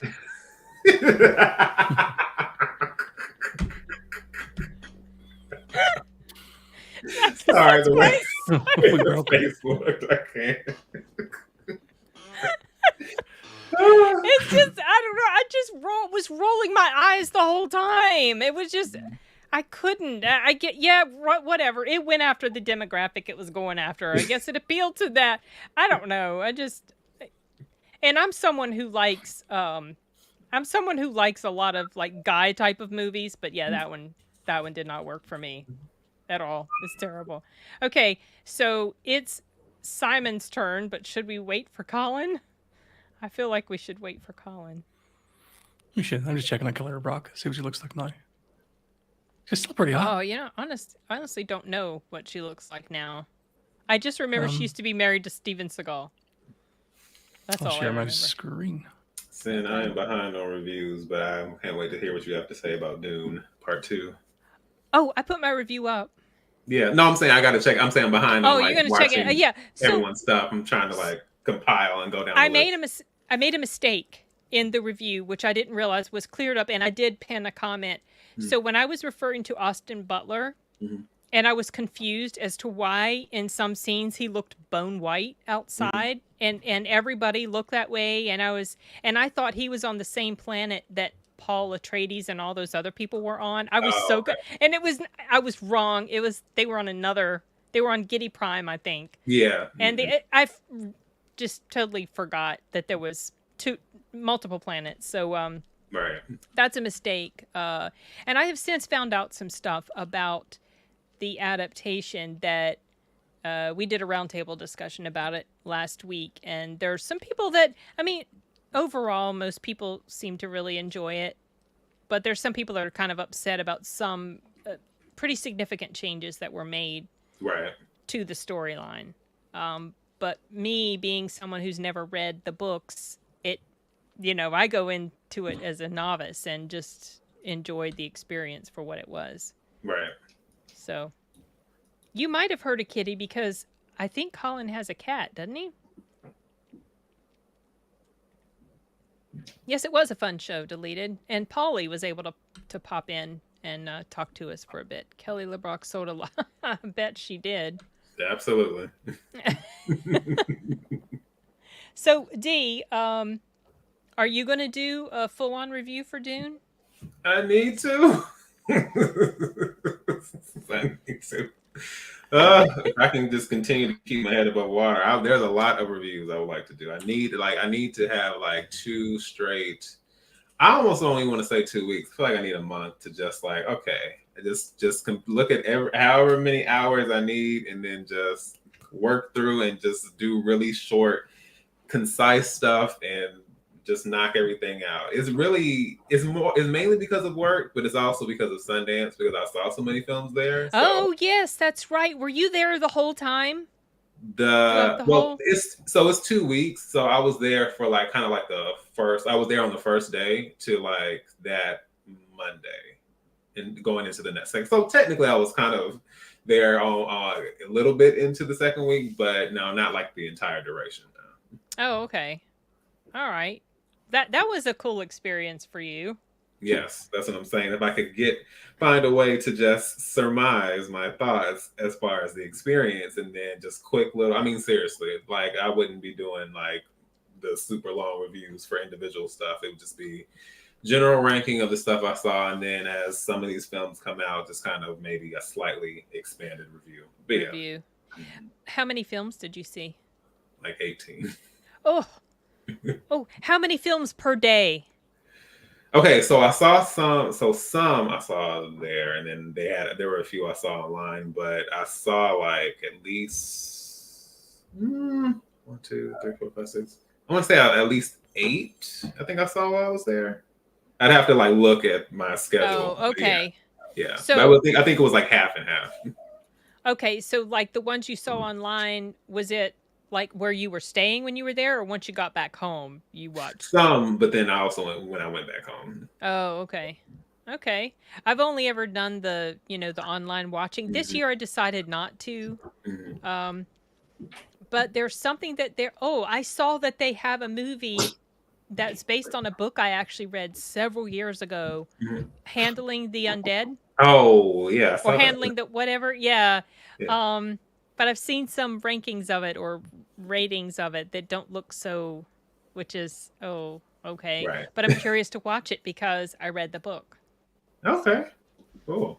I don't know. I don't know if I should waste my time or not. Okay, we'll get to the comments and then we'll jump into Simon's next one. Gideon Prime is the Harkonnen planet, and the Black Sun is just a cool visual idea. Like, yeah, it was a weird visual effect. Yeah, I thought it was cool. No, I read an interview with Denny because I just saw Dune 2 and I've been thinking about it. And also, sorry, real quick aside, that was a kitty when I left. He was trapped in my room, so but I'm out. Okay, someone did hear. Oh, okay. So, Syfax. So you're one of the people that joins the movie. Okay, so I'm coming to California. I'm going to be there next week, and I was going to try to meet up with your movie group. Chris has invited me. Polly has invited me. So I'm going to try to make contact with them and figure out maybe if I could join the movie group. I think Polly said he's going to be away part of the time. So I might try to get in contact with you somehow and just see like what's on the agenda. I'm at the mercy of my brother's vehicle though, so because I won't have a car, but we'll see. Okay, sorry for that side No, chat. Cool. I was want to say, can I say, yeah. I saw an interview with Denis Villeneuve talking about the Black Sun and the Harkonnen planet, and he said he liked the idea that it was like not just a visual effect, but actually like the planet. It was some weird sun that instead of making color, it absorbed color, so their whole planet actually was like that, and that was part of the reason they're like kind of creepy, weird people. Because he liked the idea of how the environment affects people, where like how Dune, the sandy, affects the people and all the water, and so like the idea that this black color absorbing sun made the Harkonnens these kind of like creepy people. It was a cool effect. It was really cool. It's just in my review, I just for whatever reason was confused because I was like, well, I'm confused because the people that lived in the desert, they didn't look like that, or like the Atreides family, they didn't look like that. But it was a totally different planet. So whatever, brain fart. Terry Pratchett movies miniseries. You know, I recently watched The Hogfather for a Sound Booth Theater discussion, and that was fun. But I could see where maybe remakes would do it justice. Thursdays at Yard House in Burbank, AMC 16. Okay, the Burbank is the airport that I fly into. It's about a 35-40 minute drive away from my brother's. So he said that he might join me as well. So I don't know. We'll see. I'll touch base. Yay. Okay, Simon. Are you ready? Is it ready? Sorry, muted. Colin, is that a map of Westeros behind you? Yep. I have 3. I was squinting like, what the fuck is that? I got 3 in my room actually because I bought for Christmas. I got for Christmas the Lands of Ice and Fire because that one and the other one show like the whole everything. Actually, the one right here in front of me is the best one. It shows everything. Okay, that one. It's the best one. Wait, that's the just Westeros one. And this one is the whole, like, that's the far east side, Orthos. And the tissues, yeah. Okay. Yeah, all my stuff. I yeah, was just thinking about Game of Thrones today and how are you okay, Levi? Oh, okay, hold on. You okay? Sorry, my little dog, he's having a moment. He has these little I can't remember what it's called. He gets something with his ear, and so he has these moments where he feels really, really, really dizzy and he doesn't know what to do. So, Aw, yeah, I think he's okay now. inner ear. And he gets real clingy. He's like all up against me like this. Okay. All right. Okay. It's okay. All right. Are you ready, Simon? For us to- I'm ready. Okay. I was just confused. Okay. Here we go. Okay, so my last pick is Clive Barker's Nightbreed. Oh. Okay. Yeah, this movie, there's so much to love about this movie. It has amazing special effects. It has oh shit, what's his name? Cronenberg as the bad guy. And yeah, but the thing is, it's beset with pacing issues. It really doesn't know what to pacing. do. Yeah, pacing issues. Um, I thought you were going to talk about the effects. no, the effects are flawless. The effects are really, really good. The problem is that the story just kind of peters out. It really is. It's a metaphor for found family and sort of outcast in society. And at the end, it tries to do like a Stonewall kind of thing, but it just kind of falls flat because it isn't really related to anything else that's happened in the movie. But so yeah, if this movie was related or remade, then it could be even more relevant now than it was back then. Was this based on a story, a short story? Yeah, Clive Barker's Cabal. Clive Barker's. Okay. All right. Who's Clive Barker? Are you serious, Hellraiser. Colin? I Yeah. forget. I don't remember. Hellraiser. Hellraiser? He wrote Hellraiser. yeah. Yes. Oh, Clive Barker. Well, I was like, I know Fucking the name. stoner. I was like, I know the name, but I can't remember Hellraiser. any movies. Hellraiser. Oh, Hellraiser. Hellraiser. No, I thought you said like the Spanish word for razor, like the razor, Oh. El razor. And I was like, Yeah, Hellraiser. No. Hellraiser. Hellraiser. I don't fucking speak Spanish. What are you talking about? Clive Barker. Okay, so was this an 80s movie or 90s? I thought it was 1990. 80. Oh, it was Yeah. 1990, right on the edge. I thought it was 80 something, like late 80s. That picture I like that. I picture. almost thought when I What? saw the picture, I almost thought you were talking about Near Dark, and I was thinking, no way. Yeah, Nightbreed. Is it like take place on Earth? Yeah, it's It's like a fantasy. there's this guy, Weird. yeah, Clive Boone, who's this guy, and he is going to a psychiatrist, who's David Cronenberg over here, and Cronenberg convinces him that he is responsible for all these killings that have been happening around town, but it's actually his psychiatrist that's responsible. So he sort of kind of gets lost and goes trying to find himself in the cemetery and gets bitten by one of the Nightbreed who live underneath the cemetery. Mm. It's their like sanctuary. And whoa, shit. Sorry, Slack just popped up randomly. But yeah, that's the plot of the movie. I feel like And it's great apart from the pacing. It just kind of peters out at the end, doesn't really know what to do. Did you read the story that it was based on? I did not. No. Because I wonder if the story suffers from the same issues. So I'm not sure. I remember watching this a long time ago, and then they also play it on Pluto TV. So I have it playing sometimes, and I'll catch bits and pieces of it. oh my god.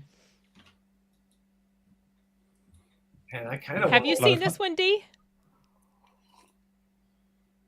Man, I like the practical effects. Is D frozen? No, he's not. No, He's no. moving. Sorry, I'm here. Okay. No, Okay. I was. No, just I'm actually sitting not there. familiar with this one. Oh my god. You what? Sorry. I said no. I'm actually not familiar with this one. Oh, okay. Had you even Yeah. heard of it? No. Oh, Nightbreed. I love it. It holds a like special place in my heart, but it is flawed. And Yeah, I wish that's I'd seen cool. that. In the Oh, wait a minute. That last Striking a memory, huh?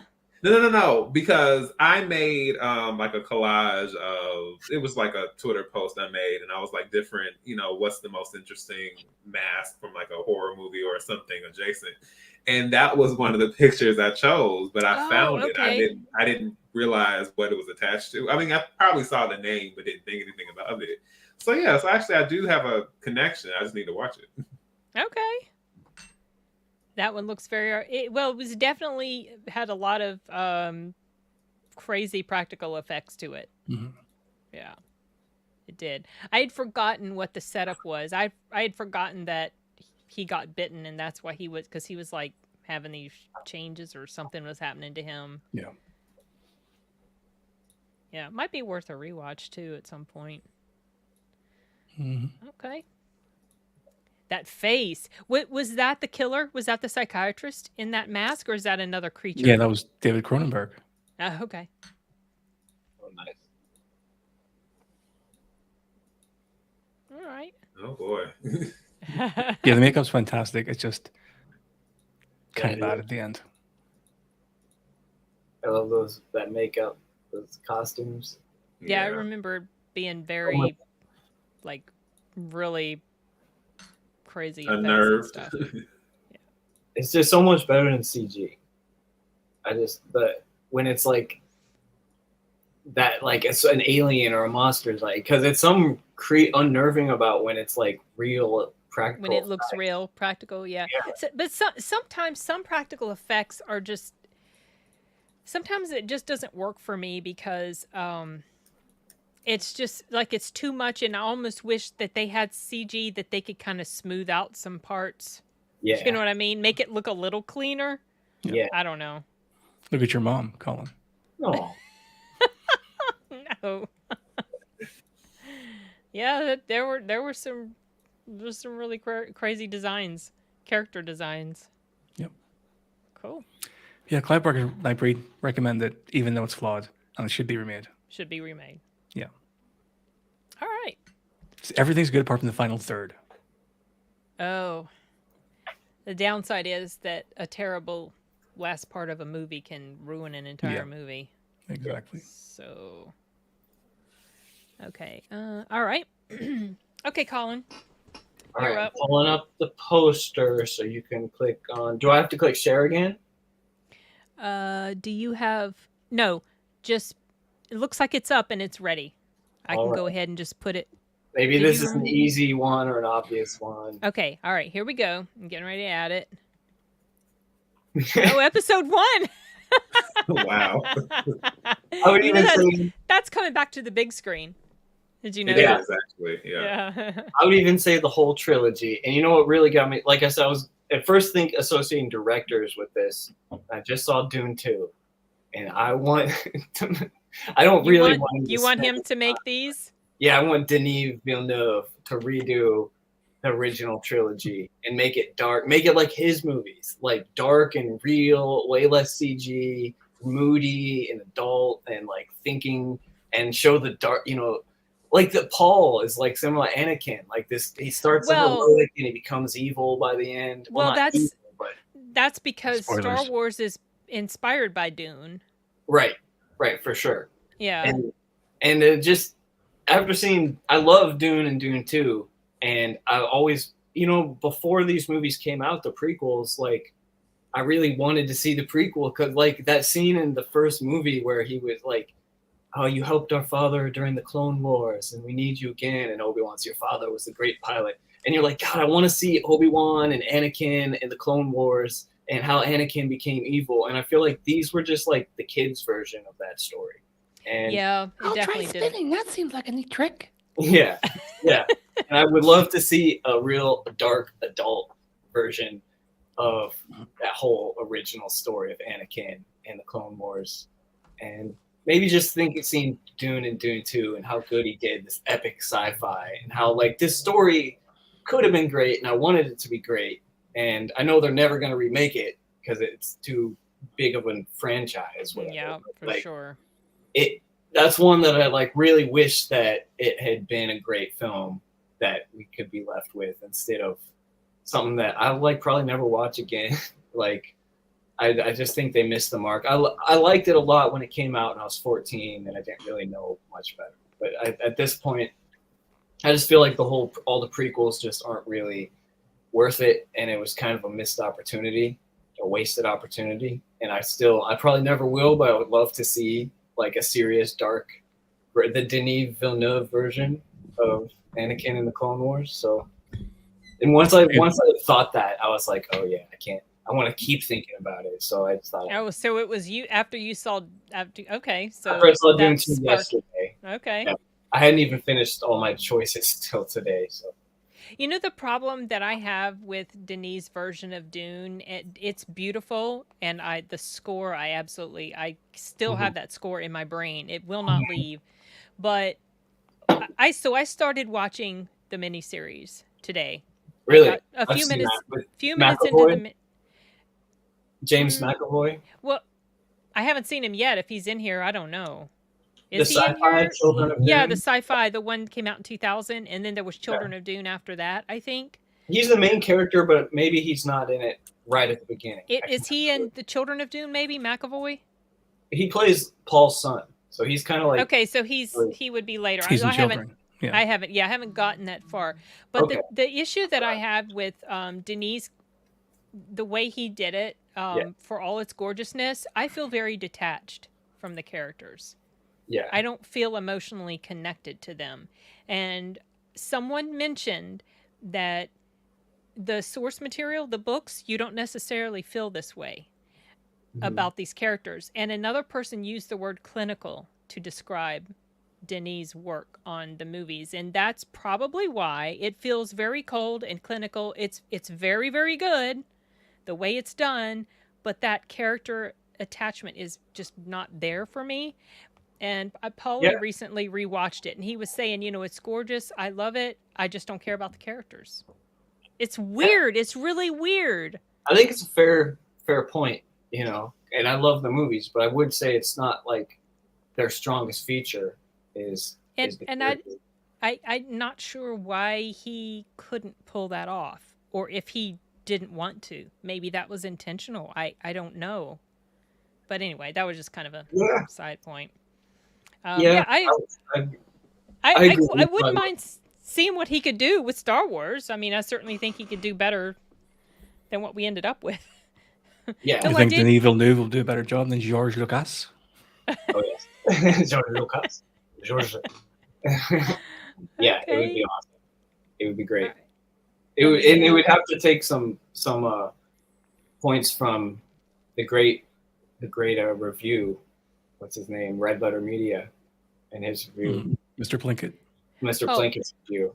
What I was trying to say, what I started saying was, when I was watching the miniseries, I'm feeling more attachment with the characters. So it's definitely definitely the way Denis that might just be a creative choice he's made.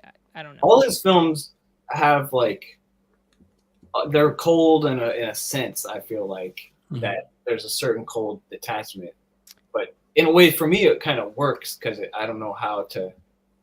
It's like taking it all in, kind of more as an observer than getting super involved with the characters.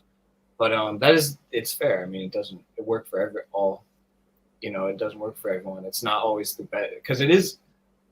I don't know.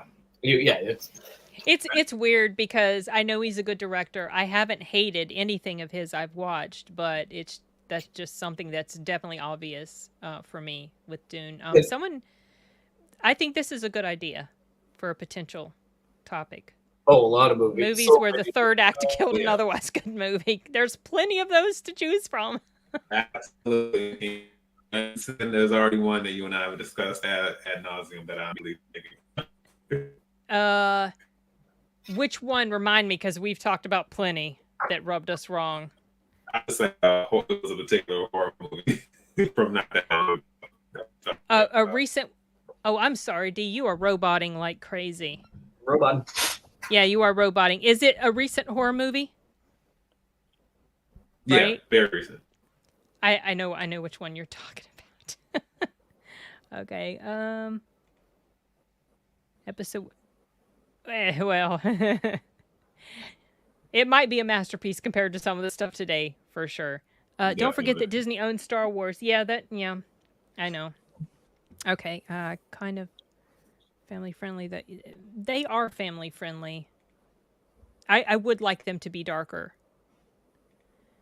It wasn't clinical. You just left too much out. Chinese and dating. So, Colin, you would remake episode 1 over episode it? I mean, honestly, to me, the whole point, the reason I mentioned episode 1s through 3 is I don't even care about 7, 8, and 9. I don't care if I can just forget they exist and they can never even try to remake them. You know, they're not essential at all. The I don't stories count them. They're not canon to me. Yeah, Like, it's not even worth trying over. And I do like the first half of Force Awakens, like, but I just think, yeah, you can just write those off. That was what as a Star Wars fan, I'd always wanted to see the Clone Wars and Anakin's turn. You know, it's like it's built up, it's mysterious, and then I just feel like after the prequels, I don't care at all. Like, and I still remember though, and I still think it would be cool if the prequels were just as good as the classic trilogy. That would be really cool. I feel like the animated show gave us what we were missing in the live action, the Clone Wars animated more show. so than the movie. For sure, exactly. Yeah, I've heard great things about it. Oh, it's really good. I used to really enjoy watching that. Okay, bye, deleted. See you later. Yeah. Okay, D, you're up. You're number 3. All right. Okay. Oh. Ooh, I remember how much this thing got excoriated when it came out. Wow. Yes. It had so much hype and was in the works for so long. Yeah. What in the world went wrong with this? Well, I think number one is the fact that it's not even a direct adaptation of Stephen King's original novels. It is a sequel to the franchise, like the series. It's a sequel to all of that, and it just borrows a bunch of elements from a lot of the novels, including the first and the third. And and all that aside, you know, maybe not because I wouldn't say I completely knew that going in, but as someone who knew what the Dark Tower was, and not knowing anything about the characters outside of like things here and there, I felt like I walked in knowing nothing and I walked out of it knowing nothing. It was just like there was no exploration of the world, no world building, it just everything felt so bland and so generic, no explanations. And then it was like a very short runtime. I don't know if it was an hour and 30 minutes, but it was not nearly long enough to establish anything about what was going on. And you know, of course I like Idris Elba and Matthew McConaughey, cool, but it didn't feel like a whatever it's supposed to be as far as this very unique, you know, partly supernatural world with all this lore and all that. It felt like none of that. It just felt like I was watching something incredibly generic and bland and just, you know, the typical maybe action adventure fantasy-ish type scene. That's all it felt like. It was nothing special or stand out about it. And I was just like, that's the case, then why waste the time? Right. I remember the hype about it and the huge disappointment. And I'd never read the books. I heard the books were really, really good, but was never really interested to read them. But I was interested to watch the movie, and then I was hearing how god awful it was, and I saw little bits and pieces of it, and just was never interested to finish. Yeah. So now, what I will say is that there's been talks. I don't know if it's been like absolutely confirmed or it's just being tossed around, but there's a talk about Mike Flanagan possibly creating a series based around it. Ooh. And because he's done such a great job with Dr. Sleep and then Gerald's Game, and he kind of has his own link with adapting Stephen King's work with those two films. I would be really intrigued to see what he does with it because I like his perspective of horror. And I granted, I know The Dark Tower isn't just horror, but I don't know. He just seems to have a certain kind of touch when it comes to adapting his stories, and I would just like to see that incorporated, even if it's not just a horror piece. But yeah, I've really enjoyed Mike Flanagan's stuff so far. Right? I don't think there's any of his stuff I have watched and absolutely hated. Now, Oculus is not my favorite. That's probably my least favorite of his Oh, okay. stuff. Yeah. But Mike Flanagan, he is a master at creating great story, like in the form of these limited series that we've been given. I would love to see what he could do with something like this, for sure. Yeah, I was gonna say I just started watching my with my one of my friends. She purposely we've been trying to watch this for forever, and she was we were both always so busy we didn't have time. But we finally started watching The Haunting of Hill House. Oh man, it is an experience. That's all I'm I've gonna heard. say. Okay, I've heard it's really, really good though. I've heard some people it's like that's the best one ever, but so far Midnight Mass is my favorite, but I've only seen 2. That's what I was gonna say. Like I'm kind of glad I'm watching it this way. What was it? Oh, it's the same thing that I'm probably gonna do with True Detective, where people are saying the first season was so good that all the rest just kind of pale in comparison. So I'm probably just gonna watch backwards. Just watch the current ones and then watch up to the first season. Go back to that's an a good interesting idea because it doesn't matter really. You can watch them in any order. I started watching the 4th one and I think I'm only 1 episode in. Yeah. And I enjoyed all the other seasons, but season 1 was the best, and then after that, season 3 was the next best. So, okay. Yeah, I heard.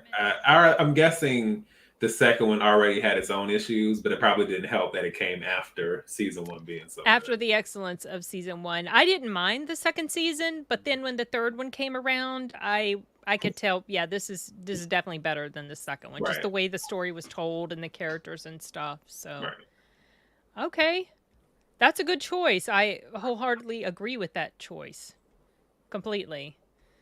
Okay, I think I'm all caught up with comments, so I'm going to go ahead and move on to my next one. Uh-oh. Yeah.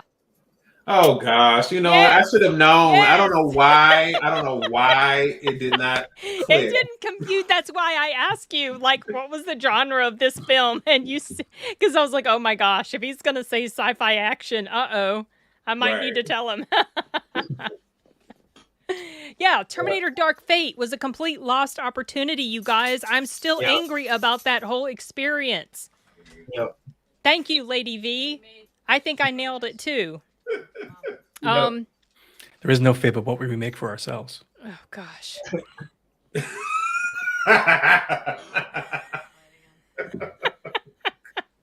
Well, I think we need to make another one. This stupid movie, I went into it with high hopes because Arnold and Linda were back together again. And I knew James Cameron was involved to some degree, but then James Cameron comes out and he lies to everybody at San Diego Comic-Con. I remember I did a video about his announcement, a video for this channel, because I was so excited. And I mean, when I watched that video, well, it's been years since I've seen that video, but if you ever watch that video, you will see how excited I was. So freaking excited because he's like, Edward Furlong is coming back. And I'm like, oh my gosh. And I was thinking, oh, we are going to see their life after the events of Terminator 2 and any sort of conflicts or whatever that's happening again. And it's going to be excellent. It's good. Like, and James Cameron, he's got his fingers involved and oh my goodness. And then I watched the doggone thing and I felt like I was storming out of the theater. I remember that one of the theater managers had told me he felt like it was better than he said something like, oh, it was better than he thought it was going to be. So I was like, okay. And I had been hearing positive talk,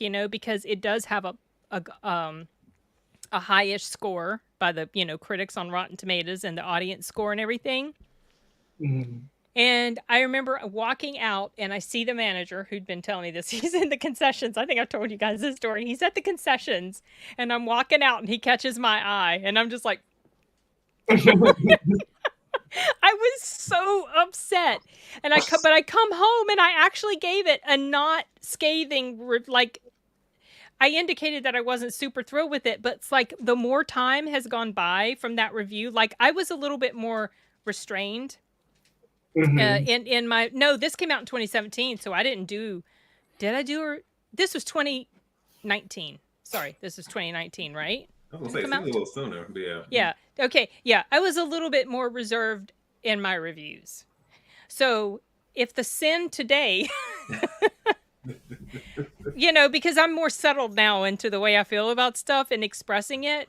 I was trying to be all polished and professional back then. Mm-hmm. I don't do that anymore. Mm-hmm. I'm not scripted. Yeah, this was terrible. This was just like a rehash of Terminator 2 with a little bit of elements of Terminator 1. They just changed the genders. The Which John is Connor was now this supposedly tough chick, and when she comes out with the cornrows, I, I'm not getting over it. I'm I, not I, getting over it.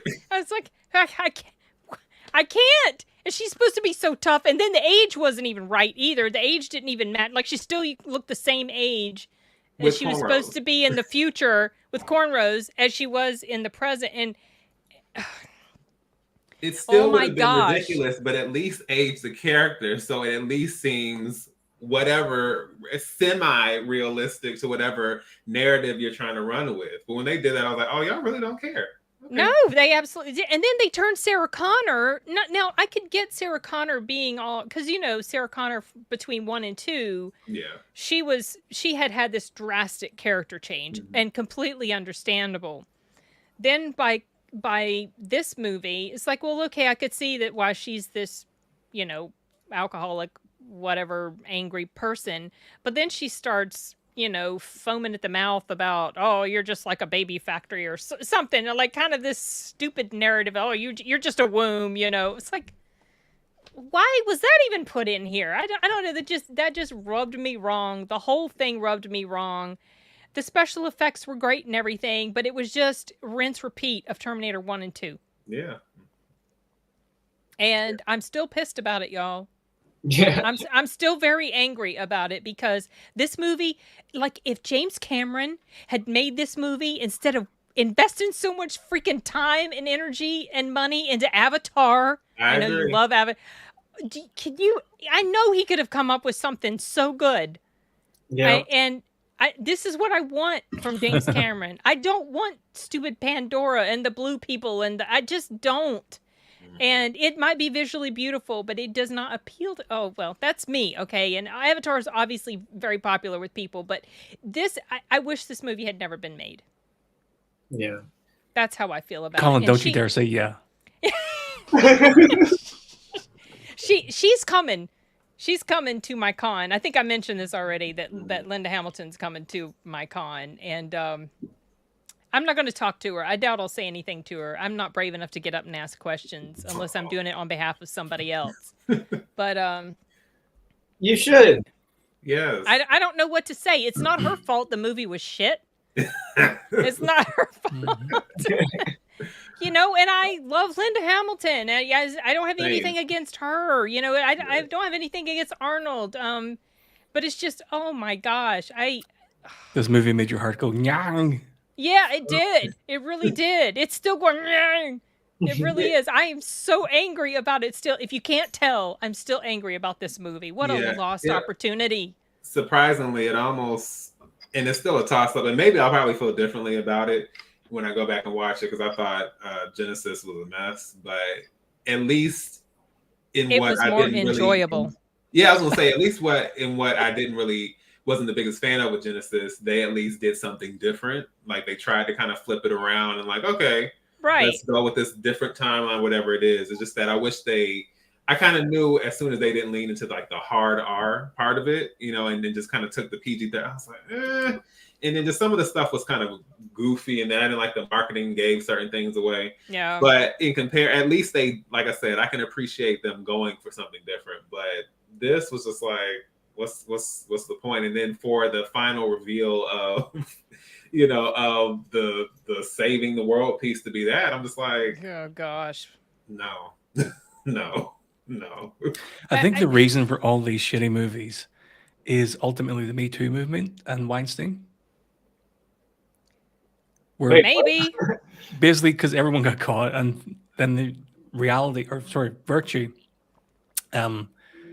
became like a selling signaling point and stuff. Yeah, having virtue, being a good person, became a sort of personal branding exercise for everyone.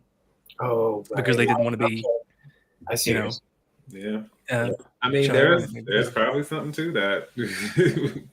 Honestly, And that's what it's all about. That's why we get such virtue signaling movies. which no.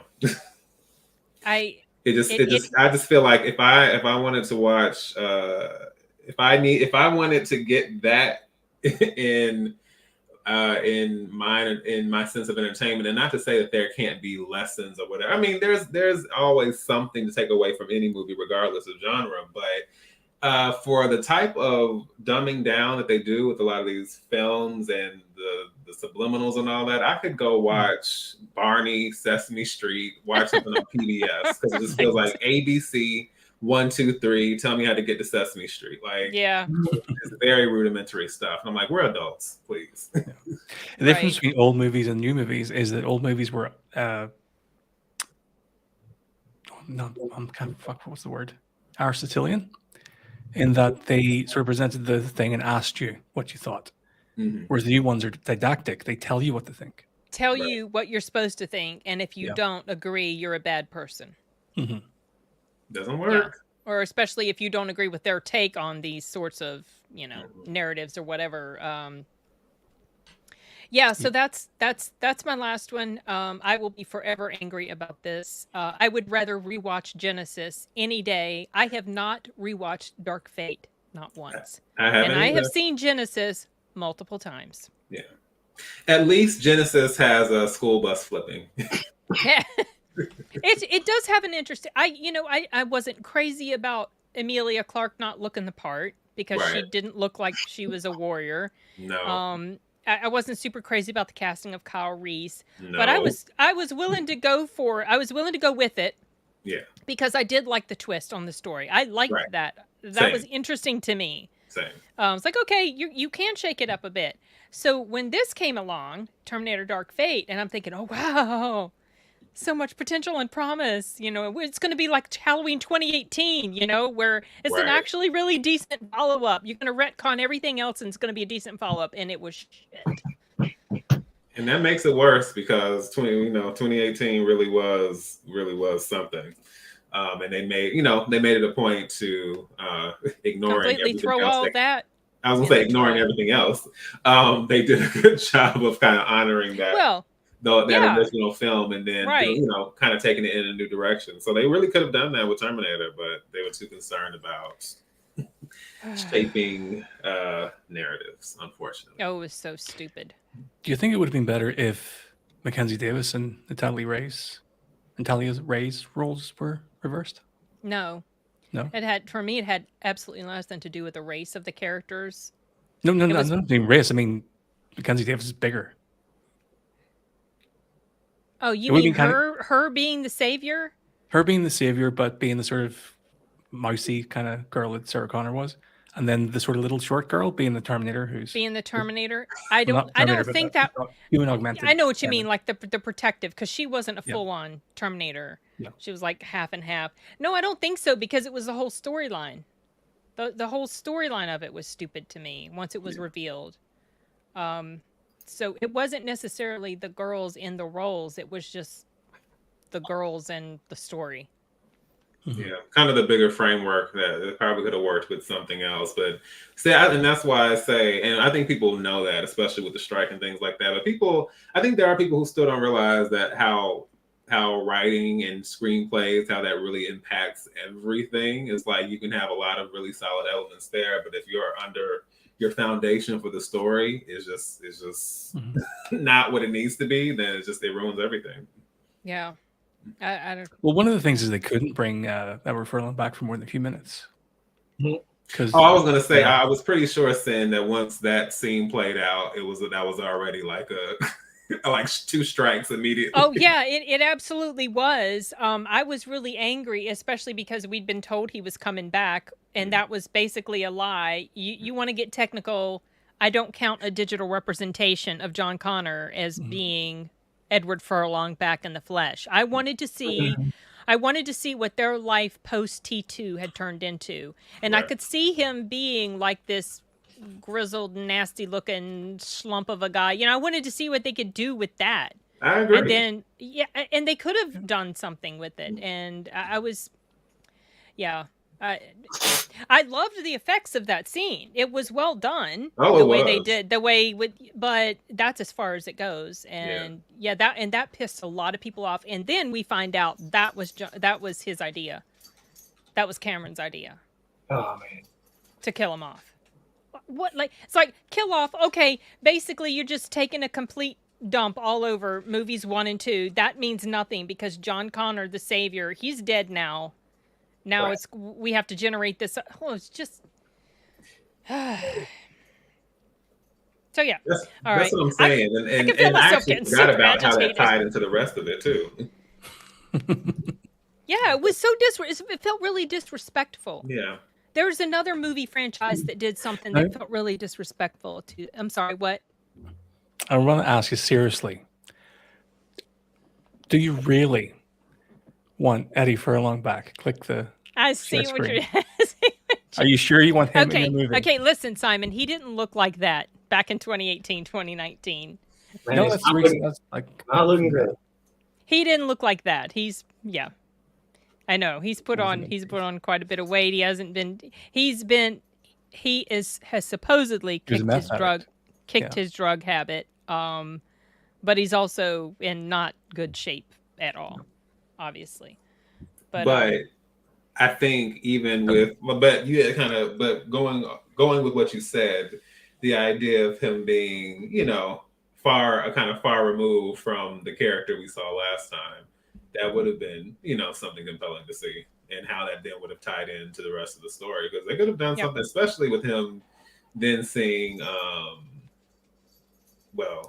Arnold's character again. I don't think right? I can't think of the name of the model, but you know what I'm The talking T800. Yes, thank you. CS Model 101 T800. Yeah. Yeah, I just How do you think feel like it could have. Nick Sorry, go Stahl ahead. in that movie instead? I was really disappointed that that Edward couldn't come back, but he couldn't because he was a complete freaking mess with his life. Mhm. And so they couldn't. So Nick Stahl did, I guess, the best he could do. But and No, I mean, Terminator what do you 3. What do you what? think about Nick Stahl being If in Dark Fate? So they Well, didn't have to do just maybe- one scene.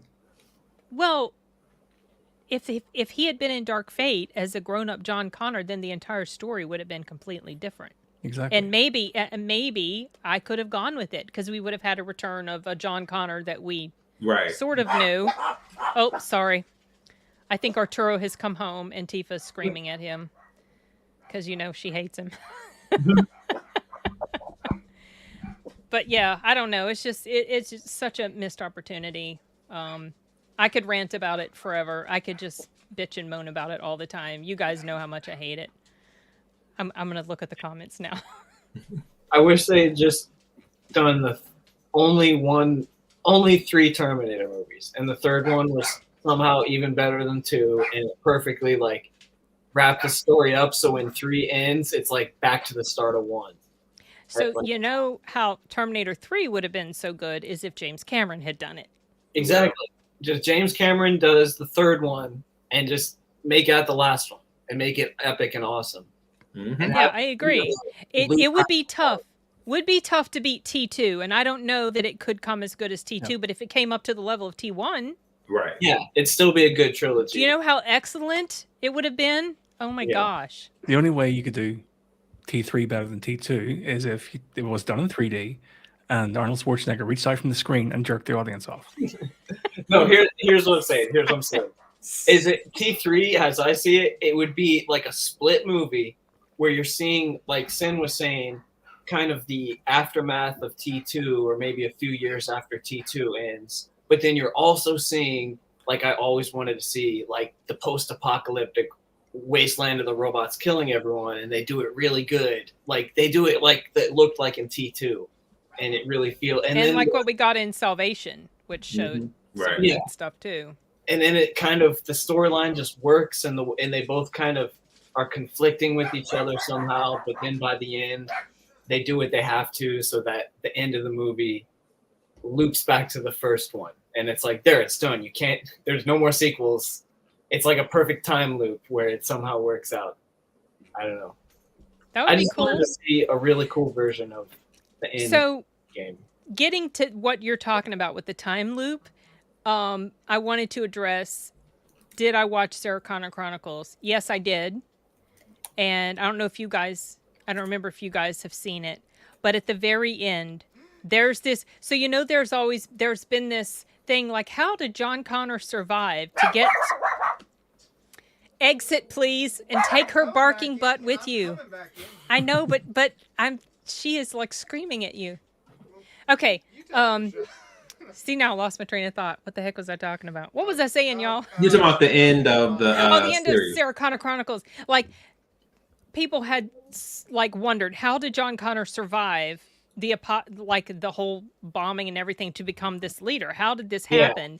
And at the end of the Sarah Connor Chronicles, they attempt to answer this by something that happens at the very end that kind of ties a little bit into what you were talking about, Colin. But I loved the Sarah Connor Chronicles, and if you guys haven't seen it, I suggest you give it a try.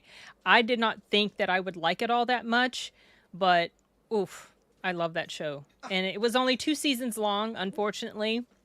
Yeah, the strike messed it up from what I remember. Yes, that's exactly what happened. I was really, oh, Tifa, give it a rest. I was really disappointed about that because that was one of my favorite shows. And I'm telling you, if they manage to somehow like resurrect that now, it would be interesting to see. like with the same actors, Yeah, with Lena Headey again. right. I don't know if it could work, but it'll be interesting to see. It would be interesting, and I would absolutely be down for watching it, y'all. I would, but now they're talking about they're going to make like a Terminator. They're rebooting it or something. Is it a series or? I don't want to see a rebooted Terminator. I don't want to see them try to redo the Terminator. I would rather see, and I think I was talking about this with you, Simon. You were asking me on the chat on the stream the other day or last night. I would rather see a spin-off, some type of spin-off of some other characters. I don't want to see Sarah Connor and Kyle Reese's story retold again. You can't do it any better than what we got. And it's kind of the Technically, same the Terminator already rebooted in Terminator 2. What's that? Technically, the Terminator already rebooted in Terminator 2. What do you mean? He rebooted at the end. He rebooted at the end? Yeah. No, he died. He got that at the end. like metal thing stabbed through him, twisted, and then he died. Oh, and then you saw him come back on. Oh, Hardy Har. He's doing these crazy, terrible puns right now. These are like dad jokes, Simon.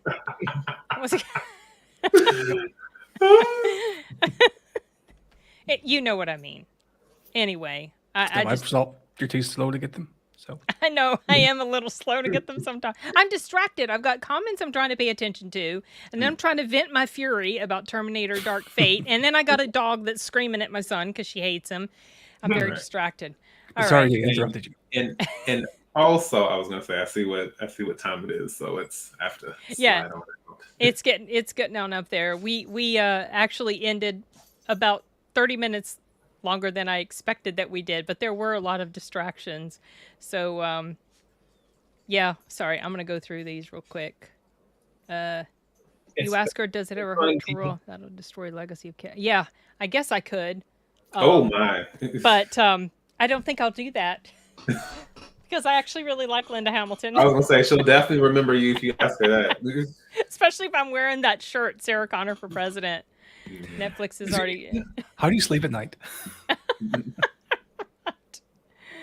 Okay, bye, Sashi. I know I'm late. I'm about to head out too. So I think I'm okay. See you, Lady V. I'll probably tune in to Deleted's live stream as well. Okay, I'm gonna go ahead and end stream. Sorry, it feels like it's a little abrupt. Dee's got to take off, and I do need to get back to some work. Got to get an audiobook done before I take off for Kansas City. So thank you everyone for joining us. Thank you, everyone. We'll hopefully see you in about a month. Bye. Hasta luego.